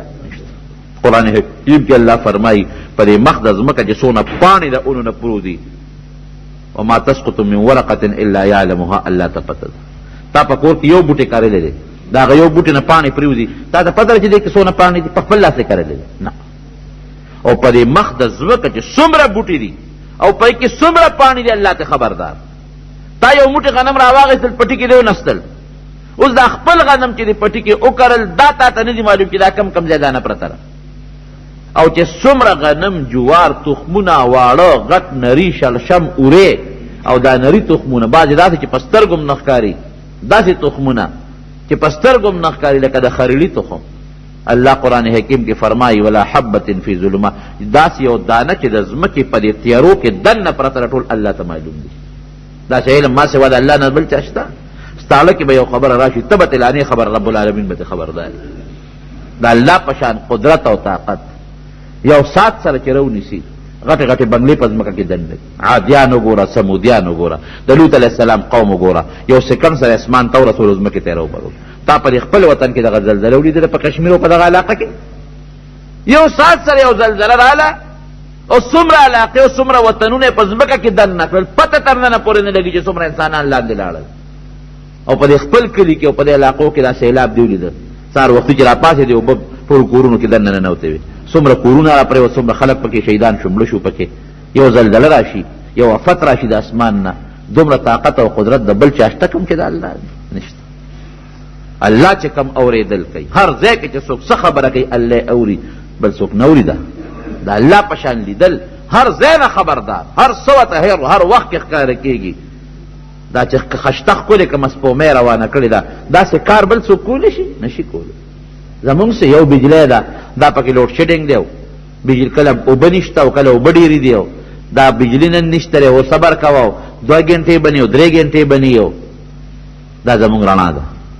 پکې دی بجلی شته نو هوا به کوي، او چې نشته نه به کوي. او پرج دی نو چې 100,000 او 50,000 روپۍ پرج والي، نو زما په خیال چې زیات نه زیات داسې نیم ګز ځای دله یخی. او د الله تعالی فرج دی ورې معمولي غوندې هوا پرونه چلوله، 100 بیګا بلستن کې څوک نشو ګرمېدی. ستا د 100,000 فرج 3 جامه واوره جوړوي، او د الله فرجونه ورشه وګوره په دې په دې سواد کې وګوره، په دې مری کې وګوره، نو په فوټونو په ګزونو واورې دا غرونو ډک د دې واورو پراته دي. داسې بل څوک کولی شي رونو؟ نشي کولی. لږ سات چې غواړي داسې تو ګرمي در باندې راوړي چې دا واورې مو ته بیا نشي ټینګېدی. الله احد، په ذات کې یو دی، دوه یا درې خدایان نه دي. د الله په صفاتو کې تنها دی، د الله په شان خشته ښکلي صفات د بل چا نشته.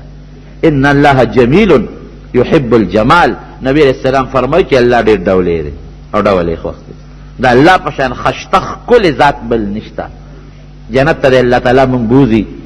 حدیث پاک کې راځي چې رب العالمین به جنتیانو ته خپل دیدار وښیي، خپل ذات به ورته وښیي جنتیانو ته. او یا زره کاله چې څوک د جنت خوشحالی وویني، د جنت خوشحالی او یا زره کاله. د جنت داسې خوشحالی دی چې هغه د انسان زړه کې نه تېرېدی شي. اعددت لعبادي الصالحين ما لا عين رأت ولا اذن سمعت ولا خطر على قلب بشر. نیکانو بندگانو له داسې خوشحالی مې ساتلي دي چې نه غوږ اورېدل طاقت لرلی شي، نه سترګه او نه په زړه کې تېرېدی شي. داسې خوشحالی دی په جنت کې. نو د جنت خوشحالی چې څوک او یا زره کاله محسوس کی او د الله یو سیکنډ دیدار وکړي. یو سیکنډ څه شی دی؟ لکه دا ما ګوته داسې کړه یو سیکنډ. نو په دې یو سیکنډ دیدار د الله کې به دونه خوند دی چې د جنت د او یو زرو کالو خوشحالی به تېرې شي. الله دونه خشته او دونه ښکلی مخلوق یې خشته او ښکلی پیدا کړی دی. د اسمان ته وګوره، د بندګانو ته وګوره، نو الله به څومره ښکلی. د الله په شان حسن د بل چا نشته، د الله په شان قدرت او طاقت د بل چا نشته، او افعالو کې کارونو کې د الله مثل بل څوک نشته. کم کار چې الله کوي داسې بل څوک نشي کولی. دا دومره غټ نور، دا دومره غټه سپومۍ چې روانه کړې ده، دا دومره غټ شنه چې دله رازرغونه کي. نو الله احد سمانا ذات کې مثل نشته، صفاتو کې مثل نه لري، او په کارونو کې چې الله کم کارونه کوي د هغې نظیر نشته. الله الصمد، الله بے نیازه دی. بے نیازه څه معنا؟ موږ معنا کوو بے نیازه. دا معنا وپېژنئ رونو، ښه مانځه کې وایه نو معنا وپېژنئ. الله الصمد بے نیازه څه معنا؟ ټول مخلوق الله ته محتاجه دی، الله چا ته محتاجه نه دی. دا لنډه معنا ده. ته چې وایې الله الصمد څه معنا شوه؟ ټول مخلوق الله ته محتاجه دی. موږ په یو یو قدم کې الله ته محتاجه یو. که وغواړي قدم به وایو، که ونه غواړي نشو اخیستی. غټ کټ سړی به په کټ کې به پروت وي، ښه خشته ښکلې خپې به وي، شل دی جي کار نه کوي. ښه مزېدار مضبوط غټ کټ سړی به مالدار به دولتمند به کټ کې به پروت وي. دا ولې؟ پالج والے د لاسې کار نه کوي، په خپل لاس کې دا الله ته محتاجه، په خپه کې الله ته محتاجه.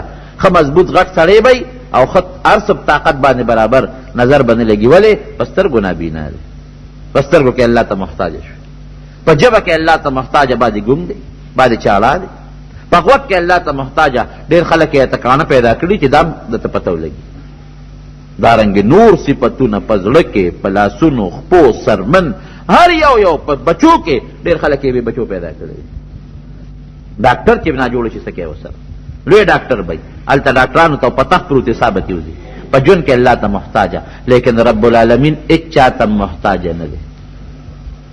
یو کون چې وایي کون مخلوق پیدا کی، یو کون چې وایي مخلوق پناه کی. یو کون سره چې مونږ اراده ولرو، الله فرمایي انما یقول له کن فیکون. کن بیا پکې بل څه ضرورت نشته. یو سات سره بار څه دړې وړې به قرآن حکیم کې الله تعالی فرمایي که نه. حضرت اسرائیل علیه السلام ته به وایي شپېلې ووهه. نبی علیہ السلام فرمایي وایي زه څنګه خوشحاله ژوند تېر کړم. اسرائیل علیه السلام په شپېلې خولې ښودې ده، الله ته یې غوږ مخامخ کړی دی، سر یې پیټېټ کړی چې کله ماته اواز را کوي. نو چې یو ځل هغه په شپېلې کې معمولي غوندې اواز وردن نه کي، نو دا غرونه دا به لکه د مالوچو د پاغوندې غوندې والوځي.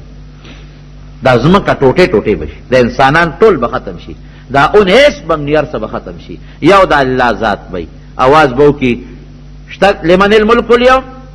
شته رې څوک چې نن وایي چې زم پرویز مشرف یم، زم بش یم، زه کلینټن یم، او زه پلانکي یم، او زه ګوربچوف یم، او زه فلانکي یم. شته څوک راوځي دې میدان ته؟ هېڅ څوک به آواز ونه کړي، نه فرشته او نه انسان. بیا به الله په خپل آواز کوي لله الواحد القهار. بادشاهي ده نن خو د الله ده، کوم الله چې یو دی او ډېر زورور ذات دی. الله الصمد. ټول مخلوق الله ته محتاج دی، الله چاته محتاج نه. وان یمسسک الله بضر فلا کاشف له الا هو. چې څه تکلیف درته ورسي ما سوا د الله نه بل څوک درنه نشي درکولی. هر څیز کې الله ته ځان محتاج هغه کامیاب دی. بیماری راشي علاج کوي، علاج سنت دی. دم درود استعمالوه دا سنت دی. دعا کوه الله ته، سوال کوه چې الله دا بیماری راوسته تا د ستا رضات نه بل هیڅوک نشي درکولی. نیکانو العلماء لده دعا به درته کوي، نیکانو العلماء لده دم بر باندې کوي، ډاکټر لده طبیب له حکیم له علاج بدله کوي. چاته به ځان محتاجه کوي؟ رب العالمین ته. بې د هغه نه وان یردک بخیر فلا رد لفضله. او که الله چاته د خیر اراده وکړي دله خیر رسوم، د چا پلار هغه نشي خوا کولی. لم یلد ولم یولد. لم یلد بچی نشته، پلار نه دی رچا. عیسایانو به وي عیسی علیه السلام یې زوی دی، یهودو به وي عزیر علیه السلام یې زوی دی. رب العالمین فرمایي لم یلد، زما بچی نشته، زه په بچو څه کوم؟ بچی خو د هغه چا وي چې دی ورته محتاج دی. دی وایي چې یاره بوډا شم نو بچی به مې په کار راځي، او زما د مال وارث به چې که زه مړ شم نو خدای مري او نه الله بوډا کېږي. بچی ته ساجت دی. او بچی خو د هغه چا وي چې ګوره چا بچی د هغه په شانتي، لکه د انسان بچی انساني، د پیری بچی پیری وي. نو که عیاذا بالله د الله بچی به هم خدای وکنه، نو خدای خو یو دی. موږ مخکې ثابته کړو پلار بچی ته محتاج دی، نو موږ خو مخکې چې الله الصمد، الله چاته محتاج نه دی، بچی ولا نشته. او بل ځای کې بل صورت کې الله تعالی فرمایي بعض عیسایان دا وی دا عیسی علیه السلام خپل زوی نه په زوی والی نیولی دی، خپل یې نه دی خو پردی بچی په زوی والی نیولی دی. بل ځای ولن سبحانه لم یتخذ ولدا، پردی بچی په زوی والی نه نیولی. اخو هغه څوک نه چې خپل بچی نه پردی ونیسي چې زما خدمت وکړي، نو الله چا خدمت ته ساجد دی. ولم یولد، د چا نه پیدا هم نه دی، پلار هم وله نشته، پلار هم وله نشته. ولې چې پلار وله وی خو یو زمانه کې به بیا خدای نو کنه، پلار به خدای و عیاذا بالله. نه ولا پلار شته نه ولا زوی شته. او اخیری فیصله کوي ولم یکن له کفوا احد. د الله هیڅوک همسر نشته. دې نتیجه شو. یو ډېر لوی عالم دی په مصر کې، اوس وفات شوی دی، شکیب ارسلان. وی خوب مې لیده، په خوب کې مې حضرت ابوبکر صدیق رضی الله عنه لید. وی ما ته تپوس وکړو چې ابوبکر صدیق یو تپوس ته نه کو دا نن مسلمان ولې په تکلیف کې پروت دی؟ ټول مسلمان د کافر د لاسه په مصیبت کې پروت دی، حالانکه مسلمان د الله دوست دی، په الله ایمان دی. وال خوري ټکول خوري کافر په د پاسه مسلط دی، په تکلیف او په مصیبت کې. لکه دې زمانه کې وګوره کنه، افغانستان وګوره، عراق وګوره، پاکستان وګوره، کشمیر وګوره، دا نور بلکونه وګوره. دا ولې کافر په لوی غلبه کې سره دی چې د الله دشمن دی، او مسلمان د الله عبادت کې بیا په تکلیف کې پروت دی. وال ټکول خوري د بیدته ژوند تیری، مرګونه دي او جیلونه دي او په تکلیف کې پراته دي. دا ولې؟ وی حضرت ابوبکر صدیق رضی الله عنه نه چې مې تپوس وکړو نو هغه راته وی چې ما سره هم دا سودا وه. نو ما د رسول الله صلی الله علیه وسلم نه تپوس وکړو. وی نبی علیہ السلام مبارک راته وفرمایل چې ابوبکر د دې مسلمانانو په سوره اخلاص قل هو الله احد صورت یقین نشته، په دې اعتماد نشته. وی چې زه راویښ شم سوچ مې په اړه کې کو چې زمونږ خو په دې یقین هم شته، په ایمان هم شته او اعتماد هم شته. ځکه دې همدغه معنا ده الله یو دی، الله الصمد. مخلوق ټول ورته محتاج، هغه محتاج نه دی چاته، نه ولا بچی شته نه ولا پلار شته دی. ولم یکن له کفوا احد، په طاقت کې د الله همسر او مثل برابر هیڅوک نشته. دا خو ټول مونږ منو که نه منو؟ چې دا دې ونه منو خو سړی د ایمان نه خلاص شو. بیا مونږ خو دا منو، په دې اعتماد دی، په دې یقین دی. او نبی علیہ السلام فرمایي چې د مسلمان په دې اعتماد نشته، یقین نشته. وی چې زړه کې مې سوچ وکړو یو خبرې ته ورسېدم، یاره واقعي قرآن حدیث کې راځي، نبی علیہ السلام فرمایي تخلقوا باخلاق الله. ځان کې د الله صفت پیدا کړي، د الله خوی ځان کې پیدا کړي. د الله خوی څه دی؟ د الله دا خوی دی چې ډوډۍ نه خوري، اوبه نه څښي، خواهشات نه لري. نو دا چې موږ روژه نیسو که نه نو دام یو ورځ د سحر د سبا د خطو نه تر د نور پرېوتو پورې هر انسان کوشش کوي چې د الله دا صفت میدان کې لږ پیدا کړي. زه به هم نن ورځ ډوډۍ نه خورم، زما رب نه خوري. زه به هم نن اوبه نه څښم، زه به هم نن د خواهشاتو نه ځان ساتم. لږ غوندې وخت خو به د الله خوی ځان کې پیدا کړم، د الله صفت پیدا کړم، دا مې وس دی، زیات نه شم کولی. اوس به قل له الله احد صورت کې چې د الله تعالی کوم خوی او صفت شته، مسلمان کې دا نشته. ولې؟ الله احد، الله یو دی، مسلمانانو کې یووالی نشته. نن که د ټولې دنیا مسلمانانو کې وحدت او یووالی پیدا شو او دا ټول یو شو، که عرب دي که عجم دي، امریکا خو څه کوي چې زر امریکې به هم ورته څونه ویلی شي. داسې ده که نه ده؟ خو چې 50 شروع کي بل د امریکې مرسته شروع کي، چې هلته بل رانیسي دا نور بیا د امریکې ملګري دي، چې هلته بل رانیسي دا نور بیا د امریکې ملګري دي. که دا ټول کافر نن یو شو، کم وخت په افغانستان راته او دا ټول ورته یو وي، په عراق راته او دا ټول ورته یو وي، او دارنګې دغه لږ غوندې یهود په اسرائیل ونښتي دي، که دا ټول مسلمانان ورته یو شي.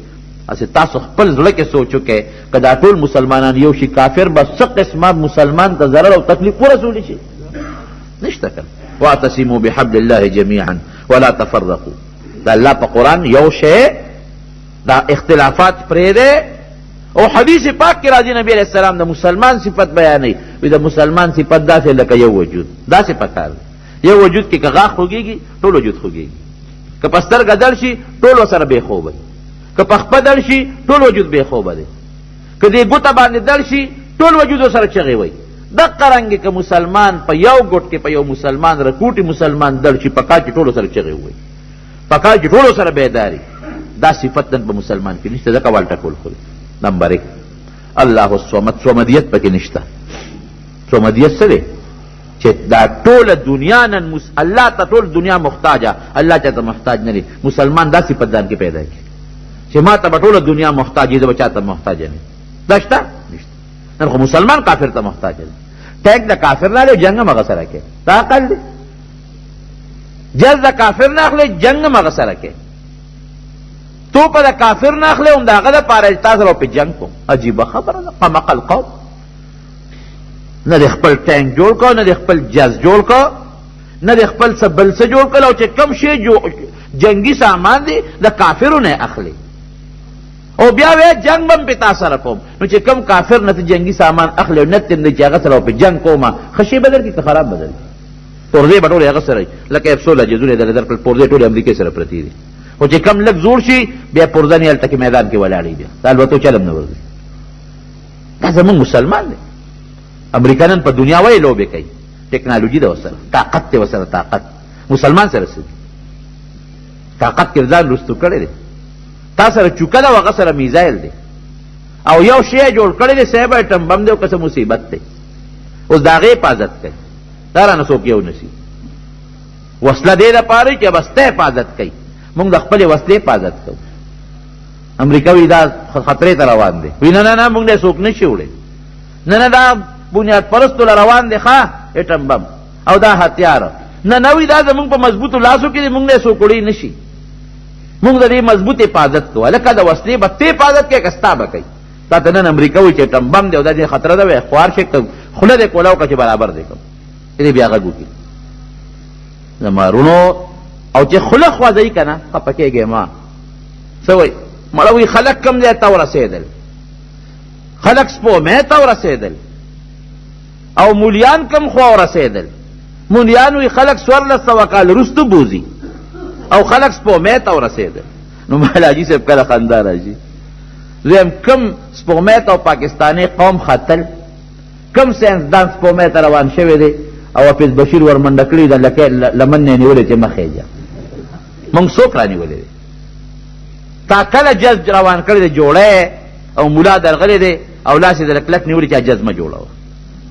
تا کله میزایل شروع کړی دی او یو ملا درغلی چې دا مه جوړوه. موږ خو دا نه وایو. قرآن سوئی زمارونو وَأَعِدُّوا لَهُمْ مَا اسْتَطَعْتُم مِّن قُوَّةٍ، څومره چې د طاقت وي د کافر په مقابله کې قوت پیدا کا.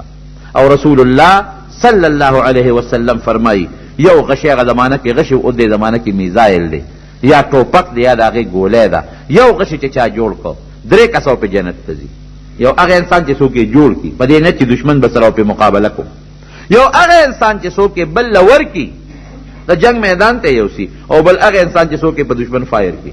تعالی د خدای رسول او خدای پاک رب العالمین په خپل ترغیب درکړي چې جوړ کا وسله جوړه کا ځان د دشمن نه رسته مه پاتې کوه. خو کم قوم چې د ګنډلو ستن نشي جوړولی چین نه راغواړي، کم قوم بکسوه په خپله نشي جوړولی چین نه راغواړي، هغه قوم جز جوړولی شي، ټینک جوړولی شي.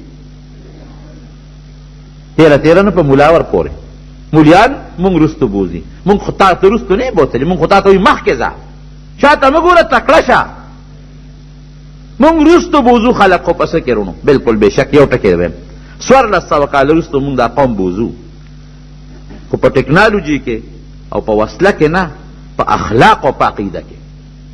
مونږ وایي 1400 کاله رستو چې د رسول الله صلی الله علیه وسلم کوم عقیده او کوم خوی اخلاق او عقل کې پیدا کړ. ټګي به نه کې، دوکه به نه کې، دروغ به نه کې، مسلمان سره ظلم به نه کې، زیاتې به نه کې، مسلمان ته سپک به نه ګوري، بېعزتي به نه کې، د مسلمان د مال د وینې د عزت خیال به ساتي. دا 1400 کاله رستو د نبی علیہ السلام خوی دی، هغې لدې بوزم، خوی لدې رستو بوزم، عقیدې لدې رستو بوزم، عمل لدې رستو بوزم. طاقت نه، طاقت خو چې څومره مخکې کېدی شي نو تکړه شه، په خپله د کار نه نو مولا بد نه، خلک کم خوالاړل او مولیان کم خوالاړل. یو ما ته وایي تاسو مدرسو کې لګیا یې سبقونه وایې او خلک کم خوالاړل، نو مې دې نور لم ته پرېښې ته تکړه شه که نه، ته مدرسه کې سبق مه وایې که نه، ته ولې دلته الله ولغی کې زه ته چې بیټم بم جوړ کړه که نه. وایي نه تاسو نه موږ نه څه غواړئ، دا موږ له شل دی قرآن ته پرېږده، موږ له شل دی حدیثو ته پرېږده. ټول کلي کې چې راغونډ کړو 15 طالبان نه، 15 دین زده کولي وو، نو موږ ته یې ولې سترګې خړې نیولې دي؟ پرې چې موږ د عقیدې د عمل او د اخلاقو د دین سنبال کو، او دا 15 سل تاسو ایټم بم جوړ کړئ که نه، تا نه پوره ده. نو ما پسې چغې وې الله الصمد. دا صفت چې تر څو مسلمان په ځان کې نه پیدا کړي او د کامیابي حاصله کړي، راشي زما په دې مخ لاړې وټوکه، دی به صمدیت پیدا کوي، دی به ځان د دنیا په طاقت کې هغې انداز ته رسوي چې چین او امریکا د مسلمان نه وسله والي چې تا جوړه کړی تی په ما را خرڅه کړه. دا نه چې تا هلته منډې وې، مونږ باید چې سخته راشي کم خوا منډې وو، امریکې له منډې وو، چین له منډې وو، روس له منډې وو. چې سخته در باندې رااله نو چین او روس او امریکې له منډه نه وي، خپل طاقت به دې برابري، خپله ټکنالوژي به دې برابري. امداد له به مکې مکرمې او مدینې منورې ته منډه وې. لم یلد ولم یولد، دا صفت به ځان کې پیدا کړي. دا الله نه زوی شته نه پلار شته، ته به ځان کې دا صفت پیدا کړې چې د الله دپاره به بیا نه زوی پېژنې نه پلار پېژنې. د جنگ بدر په مقام کې حضرت ابوبکر صدیق رضی الله عنه دشمنانو مسلمان کې ولاړ دی، نبی اسلام خوا کې ولاړ دی او زوی کافرو کې. نو مبارزه به کېده، یو به راووت وي مقابلې له روځي، بل به له وروت نو لاول به پهلواني و بیا به عام جنګ شروع شو. زوی راووت او اواز یې وکړه هل من مبارز، شته چې څوک زما مقابلې له روځي؟ حضرت ابوبکر صدیق رضی الله عنه پوه شو، هلکه وایي دا اواز د چا دی؟ دا د چا اواز دی؟ د عبدالرحمن خو نه دی زما د زوی. وی دی که نه، بس تورې له کړنګ ورکه او په منډه وروته. وی بل څوک به نه وردی، زه ورلم. وی درلم بچې. نبي علیه السلام نه موټه کلکونه وه، وی ته به نه وروځي بل څوک دی به بیا دلته وروځي. د الله دپاره بیا دا نه چې دا زما زوی دی. عبدالله ابن ابی دی په یو جنگ کې د پیغمبر علیه السلام په شان کې ګستاخي وکړه، منافق دی. زوی مسلمان دی سوچا، د زوی نوم م عبدالله دی. راغی نبی علیہ السلام نه د الله رسوله زما پلار ګستاخي کړې ده په یو جنګ کې ستا، او زه خبر شویم چې تا زما د پلار د مرګ حکم کړی دی، نو که زما د پلار د مرګ حکم دې کړي په بل چا به نه وجنې، ما ته حکم وکړه چې زه لاړ شم او د خپل پلار اوس حلال کړم او سر یې ستا د خپله راوړم. نبی علیہ السلام مبارک وی نه بچې، ما خو ستا د پلار د مرګ حکم نه دی کړی. سره د هغې نه پلار یې را روان دی، دی وله مخې له ورغی، اپا اس باندې سورو اس کلکونی و پلار دیو بابا را کوس شو. او دونه تاریخ لیکي چې د ده د پلار او د زوی په منځ کې دونه محبت او مینه وه چې دا په دغه زمانه کې د بل چا نه وه. نو چې څنګه یې پلار را کوس که دې مری نه یې کلکونی و، تو یې ورپسې راوویسته. پلار دوی بچیت عبدالله ته وی او وی زما ستا مینه وي بابا، مینه زما ستا په خپل ځای. وی مری نه دې ونیولم وجنې مې. وی تا د نبي علیه السلام په حق کې ګستاخي کړې، تا هغه ته ذلیله ویلي دي ذلیله او ځان ته دې عزتمن ویلی دی قسم مې دې په ذات تعالی که دې پرېږدم اوس دې په دې توره علالوم سره دې نه چې نبي علیه السلام منع کړی چې نه به یې وجنې خو پرېږدم دې نه په یو شرط دې پرېږدم چې ځان ته ذلیله وي او نبي علیه السلام ته عزتمند ووایي پلار یې وایي زه ذلیله یم او رسول الله صلی عزتمند دی وی بیا ووایه وی ښځه ذلیله یم هغه عزتمند دی وی بیا ووایه وی زه ذلیله هغه عزتمند یم وی اوس په مخه دی ښه ځان کې به دا پیدا کړي دا خدای نه پلار او نه زوی شته ته به هم د الله دپاره پلار او زوی بیا حایل نه ګڼئ بیا پلار او زوی غورځئ د بدر قیدیان چې ونیول حضرت عمر فاروق رضی الله عنه مشوره کېدله حضرت عمر فاروق رضی الله عنه پاڅېده وی صاحب زما خو یو رای ده نو وی عمره څه وی رسول الله صلی الله مسکې شو وخندل ځکه د فیصله خو به سخته وه وی زه یم چې دا قیدیان ټول وجنو خو داسې به یې نه وجنو زما پکې ماما دی زه خپل ماما وجنم ستا پکې تره دی عباس یو دی زوم دی ابوالعاص ته به هغه وجنې د ابوبکر پکې زوی دی هغه به هغه وجنې د علي پکې رور دی هغه به هغه وجنې هر یو کس خپل رشته دار وجنو الله ته خواهو چې الله ستا دین دپاره مونږ بیا نه پلار پیژنو نه ماما پیژنو نه تره پیژنو نه رور پیژنو عمر وی ډېره سخته فیصله دې وکړه ډېره سخته دې وکړه دې ته غږ نه کوو دا به الله مسلمانان کړي حضرت ابراهیم علیه السلام پلار پرې نه ښود رونه یې پرې نه ښودل قوم یې پرې نه ښود نو لم یلد ولم یولد دا الله زوی پلار نشته ته به هم ځان کې دا صفت پیدا کړې چې کله هم د الله د دین دپاره مقابله راشي بیا زوی پلار هر څه به غورځي نن موږ څه کوو نن موږ د دوست دپاره آخرت ځان له بربادوو هغه روان دی ډز لځي مسلمان ولیده ورسره ټوپک اخلم چې زم در سره ځم کوي خلک که نه کوي آخرت هغه دپاره تا د ځان تباه کړ حالانکه نبی علیه السلام فرمایي چې چا د بل مسلمان په مرګ کې یو ټکې و یو ټکې معمولی غوندې یو ټکې استعمال کړه بل مسلمان په مرګ کې نو د قیامت په ورځ به د دې انسان په تندي لیکلي آیس من رحمت الله د انسان د الله د رحمت نه ناامید او مایوس دی او ته ټوپک را دی اډج له جوړېږه زه ورسره ځم پلار به نه پېژنې روی به نه پېژنې او تره دوست او د یار دپاره هغه ته ځان ښه کې ټوپک ورسره رالي دا کومه مسلماني ده دا کم دین دی دا کم ایمان دی دا کم دور ته دا خلک پاتې شو دا د الله د رحمت امید موږ د کم ځای نه لرو د الله د قهر او غضب له موږ دعوت ولې ورکوو ولم یکن له کفوا احد مسلمان به ځان کې داسې طاقت پیدا کوي چې په مخ د ځمکه د دې مثل بني هسې که په دې قول هو الله احد صورت باندې زموږ عمل راغی د مارونو مسلمان طاقت رکوټې مسلمان قوم فوټېنې غوندې قوم خدای ګواه دی که دا ټوله دنیا دا خپم د ځمکې نه اوچته کړي نشته هسې په توک لګیا یو بې ځایه لګیا یو نن په الله پوره یقین شته پوټې غوندې تکلیف راشي خپل قوم کې او په خپل دغه کې خلکو پسې منډې وو سوال د خلکو نه کو پیسه راکا او دولت راکا او نه ورته کېږي لوی الله هم پرېښی دی جومات هم پرېښی دی د خدای کور هم پرېښی دی مولا زمونږ نه خلاص نه دی طالب زمونږ نه خلاص نه دی تبلیغ والا زمونږ نه خلاص نه دی بزرګان اولیاء نیکان صالحین زمونږ نه خلاص نه دی ګیرو والا پسې مونږ خبرې کوو مشر پسې مونږ خبرې کوو ګاونډي زمونږ نه په اور کې ولاړ دی نو آخر دا مسلمانی کم ځای ده او دا به د کم ځای نه غواړو او د الله سره به مخامخ کېږو جواب به ورله څه ورکوو په لارو کوڅو کې مونږ غیبت کوو په دکان کې مونږ غیبت کوو ټګي مسلمان کوي دوکه مسلمان کوي ګډون مسلمان کوي پیو کې اوبه دی اچوي مساله غلطه دی خرڅوي پردې شوتل دی ریبي پردې لوګان دی تختی پردې اوبه دی غلا کوي دا خو د امریکې او د روس ته څوک نه راځي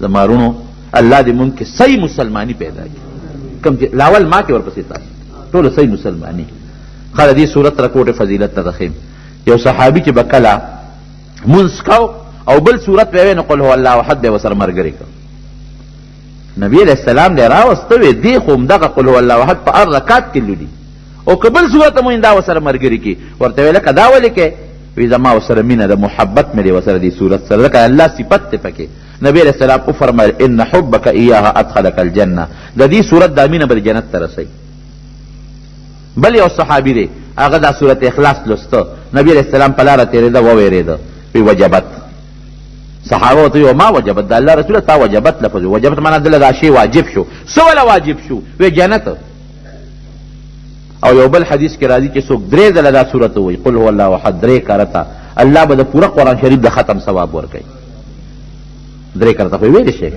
او چې لس کرته څوک اولولي لس کرته رب العالمین به جنت کې ورته یو عالیشان محل جوړ کړي حضرت عمر فاروق وی د الله رسوله اوس خو موږ ځان له به ډېر زیات محلونه جوړ کړو، ډېر زیاته.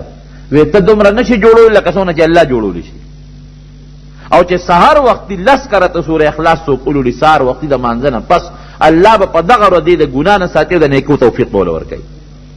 او چې کم انسان 100 کرته ده ولولي 100 کرته سوره اخلاص د 50 کالو ګناهونه به ورته رب العالمین معاف کړي.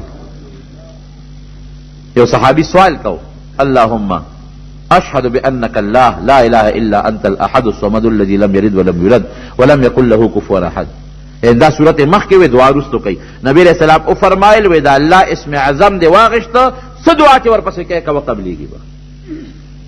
نورونو تلاوت د دې زیات کوي ها، په معنا به ان شاء الله پوه شوي، په مقصد به پوه شوي، او تلاوت هم ډېر زیات کوي.